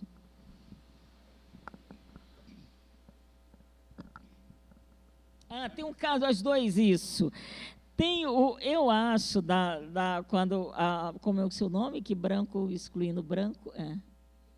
Elis. Elis, na verdade, esse exemplo que você deu revela o que é a racialização do mundo. Ou seja, não é branco excluindo branco, é um branco dizendo que o outro não é por uma lupa racista e racial. Branco, ele não discrimina branco quando ele sabe que o outro também o é. Então, quando você tem brasileiros muito indignados, esses brasileiros racistas que discriminam negros, quando eles descobrem que eles não são brancos, na verdade, a descoberta deles é assim, que há uma régua no norte global de definição do que é ser branco, não é? Do que é a branquitude. E às vezes, isso se dá com muito sofrimento. Tem um caso do Eduardo Prado, aquele quatrocentão, que foi em 1920, 1930, um homem rico, aqui em São Paulo, vai para os Estados Unidos, tem até nome, né? Rua com o nome dele, em Santa Cecília, tem prédio chamado Eduardo Prado e tudo mais.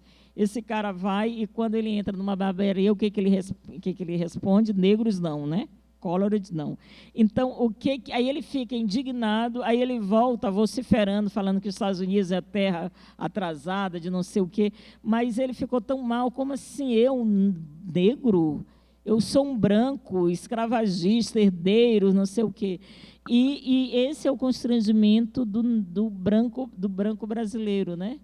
Que tem uma identidade racial que não é universalizante dentro da régua do racismo branco no mundo, né? Em relação ao seu segundo comentário, é isso mesmo. E o cinema, o audiovisual, né?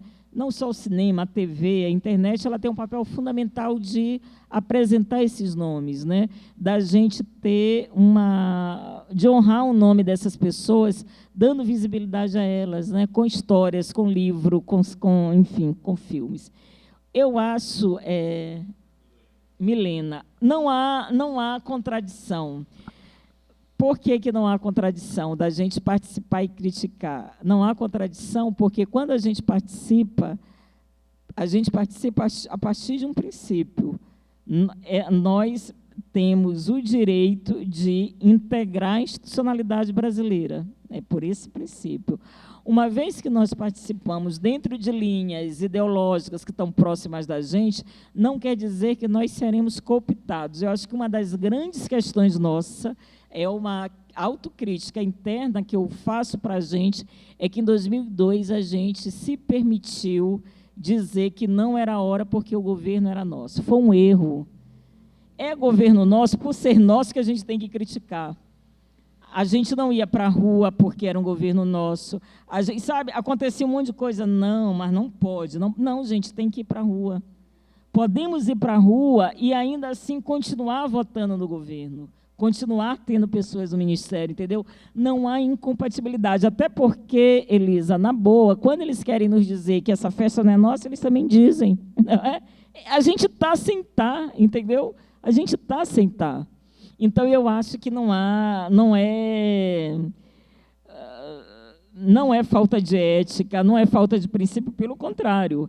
É muita ética e muito princípio. É você dizer assim, sim, nós acreditamos, eu acho que não daria para participar do governo Bolsonaro, não tem, gente.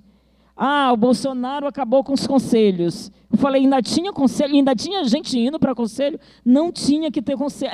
Aí, quando eu vi a grita de geral falando que o Bolsonaro tinha acabado com o conselho, eu falei, gente, eu não acredito. A gente ainda estava indo para reunião de conselho, ou seja, com o Bolsonaro era ruptura.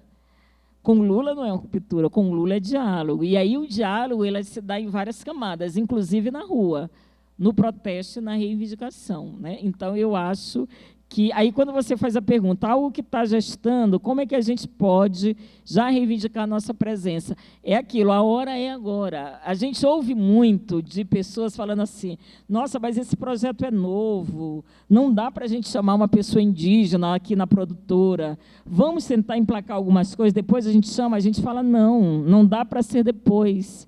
Porque um projeto que se diga composto, feito por pessoas humanas, não pode virar as costas hoje para negros indígenas, principalmente no audiovisual.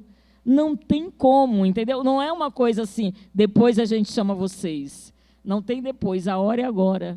E exatamente, a melhor hora é quando as coisas estão se gestando. É nesse momento que a gente tem que reivindicar. É a ideia da partilha do sensível, né? Ou seja, você tem que partilhar tudo, e isso diz respeito à democracia, tanto na macro quanto na micropolítica. Você não pode ter um ambiente que pense narrativas, que pense imagens, a partir só do olhar hegemônico, né? Sem a presença do olhar oposicional. Porque aquela narrativa, ela não diz o que é o mundo que ela narra. Aquela narrativa, ela não representa o que é o mundo que ela narra. Ainda que diga assim, mas, Rosane, não vai falar de preto nem de indígena. Mesmo que não fale das nossas, entre aspas, questões, ao falar das questões do humano, a gente tem que estar. Porque a gente, inclusive, é o que diz o que é humano para eles, entendeu? É a nossa... Então, a gente tem que reivindicar. Porque a narrativa, ela deixa de ter a sua força narrativa. Não é? Ela não tem algo que falta ali. Então, é preciso, sim, que a gente... Não, a hora não é agora, não, agora é exatamente essa. Ou a gente está, ou não tem como. A nossa radicalidade tem que ser nesse nível. A nossa crítica ela tem que ser estridente. Nada sobre nós sem nós, como diz Emicida, mas também nada sobre a história do mundo sem nós, porque ainda quando nós não está, nós está, entendeu? Essa que é a questão. Ainda quando nós não está, nós está. Então, é nada sobre nós sem nós. Obrigado, professora. Para a gente finalizando, que né, já há um tempo aqui ocupando e partilhando com a professora, tem um ponto que a gente dialogou, que eu acho que é inclusive o sentido da gente ter construído essa ação com a SPCine e com a professora Rosane, que é de uma reflexão que a gente teve na Socine, nos corredores da Socine, num evento de pesquisa de cinema, e na ECA, na USP, e que foi algo que também que a gente chega aqui nesse encerramento do FIAMB, que perpassa um pouco do que a gente conversou, que é a importância da sistematização de pensamento, de uma nova episteme, né? Quando a professora traz essa ideia de... A hora que a professora traz essa ideia de fazermos uma confrontação do pensamento de modernidade, da gente questionar essas estruturas, de estar nessas estruturas, mas tensionar também essas estruturas, a gente refletiu sobre isso, de como isso está ligado a essa presença, mas principalmente a afirmação de um pensamento negro dentro dessas estruturas que a gente negocia estar ou não estar. E propor essa conversa a partir de Bell Hooks vinha no sentido da gente fazer uma frente a algo que a gente, enquanto pessoas que estão pesquisando, estão produzindo, estão construindo narrativas e imagens, a gente também pode acabar caindo no lugar de usar esse pensamento e essa fundamentação das nossas existências, da possibilidade de reconhecimento das nossas existências em pensadoras como Bell Hooks, no que a professora chamou de um pensamento de varejo, de que a afirmação das nossas identidades, de uma afirmação do sujeito que acaba indo para o esvaziamento desse eu, vai para um lugar da gente usar de qualquer maneira o que é o olhar opositor, o que é o pensamento de Lélia Gonzalez, o que é a afirmação de um quilombo no Brasil, quando a gente fala de quilombo urbano, quando a gente fala de quilombo, né, em vários campos de ação a gente começa a afirmar essas tecnologias ancestrais, e como a gente precisa ter esse cuidado. Então, queria, né, pedir que a professora encerre esse momento refletindo, compartilhando com a gente como é que a gente faz qual a urgência e a necessidade da gente falar de uma sistematização para a afirmação de uma epistemologia negra, né? Não só a partir de Bell Hooks, mas de todas essas pensadoras que hoje em dia a gente começa a articular e a convocar, seja na construção de novas narrativas, seja na afirmação das nossas existências, principalmente nesse campo da academia. Eu acho fundamental. Eu venho muito insistindo nisso, sobre o pensamento de varejo, porque quando a gente reconhece o pensamento das mulheres negras, dos homens negros, a gente tenta sempre situar, né? A Lélia Gonzalez, uma feminista negra, a Bell Hooks, né? A Sueli, e a gente não consegue... Quando a gente fala que Lélia Gonzalez é uma feminista negra, do ponto de vista teórico, intelectual, qual é a contribuição da Lélia Gonzalez para o feminismo negro? qual é, digamos, a pegada de uma Sueli na filosofia. A gente fala assim, a Sueli ela fez uma tese de filosofia. Então, eu acho que a outra tarefa nossa é a gente designar no painel teórico a contribuição efetiva dessas mulheres. Por exemplo, Beatriz Nascimento. A gente fala muito da Beatriz Nascimento. A Ori, né, que muita gente assistiu, conhece o filme, e associa Beatriz Nascimento com o feminismo negro. Mas a Beatriz Nascimento, eu costumo dizer que ela é uma mulher de linguagens. Ela pensou a linguagem como um território que não foi apenas a linguagem como veículo, um território que ela habitou, né? Então, assim, como é que a gente pode pensar Beatriz Nascimento como uma mulher de linguagem? Como sabe, a gente há uma frase que diz que o nome é o mínimo de presença. Eu acho que a gente já alcançou um patamar. Tá bom, reconhecer que são intelectuais, a gente tem mulheres e homens negros que são intelectuais. Agora, a gente precisa oferecer e reconhecer nessas pessoas que eles são intelectuais do mundo e para o mundo. Né? Então, quando Bell Hooks ela traz todas essas categorias, olhar opositor, ela está trazendo uma categoria que é uma categoria que as faculdades de comunicação e cinema não podem mais deixar de adotar. É preciso que Bell Hooks esteja. Mas por que resistem? Porque, mas ela é feminista, ela tem um livro. Não, Bell Hooks, ela diz respeito à estrutura curricular das faculdades de comunicação e de cinema no Brasil. Portanto, ela tem que estar, porque ela está falando de algo que é universalizante. Então, eu acho que o nosso trabalho é também, voltando a essa ideia da borda do mundo, do lugar da resistência, é legal dar a essas mulheres esse estatuto de um pensamento que é abrangente, não é? Não é um pensamento que está em caixinhas, não é um pensamento só para a gente, é um pensamento voltando a essa ideia da experiência, né? A experiência, o que elas fizeram com a experiência do racismo e do sexismo. Elas fizeram uma plataforma abrangente da gente pensar o mundo e da gente intervir no mundo.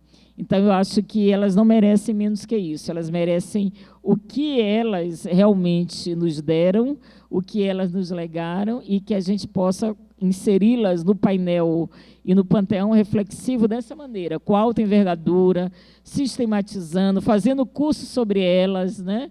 Lendo, de fato, ler dói, né? Mas a gente tem que ler mesmo, gente, não é coisinha de rede social aí que a gente acha que leu e tudo mais. Ler, ter acesso ao livro dessas mulheres, né? Tentar fazer grupos de estudo, declinar referência, porque isso não é tarefa da academia, isso é uma tarefa nossa, uma tarefa coletiva, né? A leitura, o pensar, ele emancipa, né? Então, eu acho que a sistematização, Rodrigo, do pensamento dessas mulheres nos leva a isso, né? E aí, porque, como a gente não é vista dessa forma, voltando à institucionalidade, a gente não é cogitado para ser ministra da Economia. Sabe por que, na mente deles, a gente só sabe falar na questão racial na sua dimensão da morte, da violência obstétrica e da CP. Por quê? Porque a branquitude acha que nós não temos inteligência para conduzir o Ministério da Economia. Então, é tarefa nossa dizer, mais uma, né? Muita tarefa, mas, infelizmente, é isso mesmo. É tarefa nossa dizer assim, a gente tem capacidade de inteligência porque a gente está pensando no mundo com categorias muito complexas, né? Não é uma categoria que se presta ao identitarismo, como eles nos dizem, é uma categoria que se presta a pensar o Brasil e o mundo. E aí é preciso, para a gente defender isso, é preciso que a gente leia e estude mais essas mulheres de maneira global, né? De forma, digamos, mais generosa, com o esforço que elas fizeram para a gente estar aqui, inclusive, né, falando sobre coisas espinhosas, mas também coisas bacanas. Obrigado, professora. Enfim, que isso seja só mais um outro ponto de partida também dessas trocas e desse lugar do FIAMB e da APAN enquanto um espaço de proposição de um novo imaginário, de novas fabulações nessa reflexão sobre as imagens, assim. Pensar Bell Hooks, pensar a ideia de olhar opositor, oposicional, como a gente trouxe, é justamente desse esforço e dessa urgência da gente sistematizar pensamento de intelectualidade negra, né? Nesse lugar da gente afirmar não só a possibilidade de inserção, mas de permanência e da afirmação não só das nossas existências, dos nossos espaços, mas dessas proposições metodológicas muito mais amplas do que o lugar que o discurso de identitarismo tenta nos colocar, né? Então, a gente espera que esse espaço de refletir sobre a Bell Hooks seja o primeiro de uma série de encontros que a gente vai fazer. E eu acho que, com muita honra, a gente ter começado com a senhora e com o Bell Hooks, e que a gente possa seguir daqui para frente, né? E agradecer, e queria chamar o Tiago aqui, porque eu acho que também para a gente era muito importante que esse diálogo fosse feito aqui na Uniafro. Então, trazer ele para agradecer e, enfim, de ter construído esse primeiro encontro junto com a gente. Não, eu que agradeço. Acho que, em nome da Uniafro, a gente fica muito feliz em estar recebendo a PAN com essa proposta do diálogo, a SPCine. Eu também sou associado da PAN, eu estive lá no começo, vim para construir também o movimento negro Uniafro Brasil. E o que acho que ficou assim, muito forte é o primeiro passo, né? E esse aqui vai ser o primeiro passo de longas e longas conversas, de espaços seguros, professora. Espero que venha lançar livros aqui, venha fazer novas rodas de conversa. Vamos fazer cineclubes aqui, gente. Vamos propor ações aqui para esse espaço, que para nós é muito importante, né? A gente trabalha com educação popular, e nós temos cerca de 40 espaços seguros em São Paulo, né?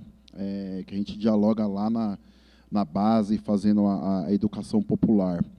E é muito importante para nós termos esse espaço aqui no centro de São Paulo, porque reúne também os territórios, a gente traz também o nosso pensamento para o centro da cidade.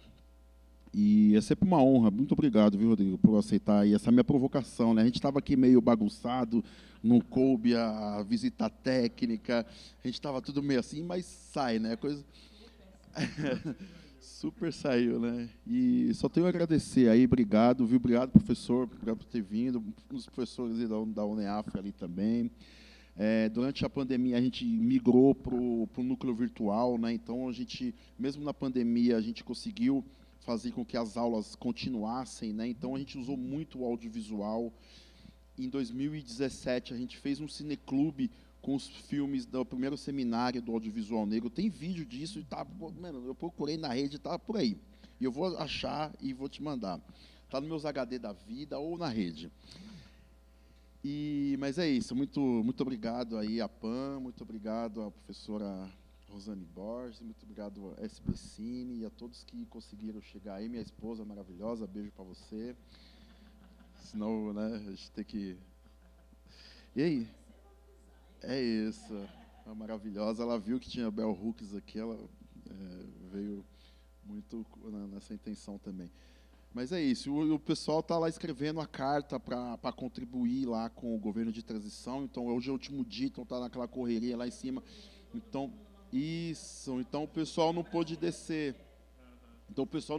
Mas está todo mundo lá pensando nesses espaços, né? Então, é isso, só tenho a agradecer, obrigado, e estejam à vontade a requisitar esse espaço sempre que for necessário para construir formas de diálogo como esse. Obrigado, viu?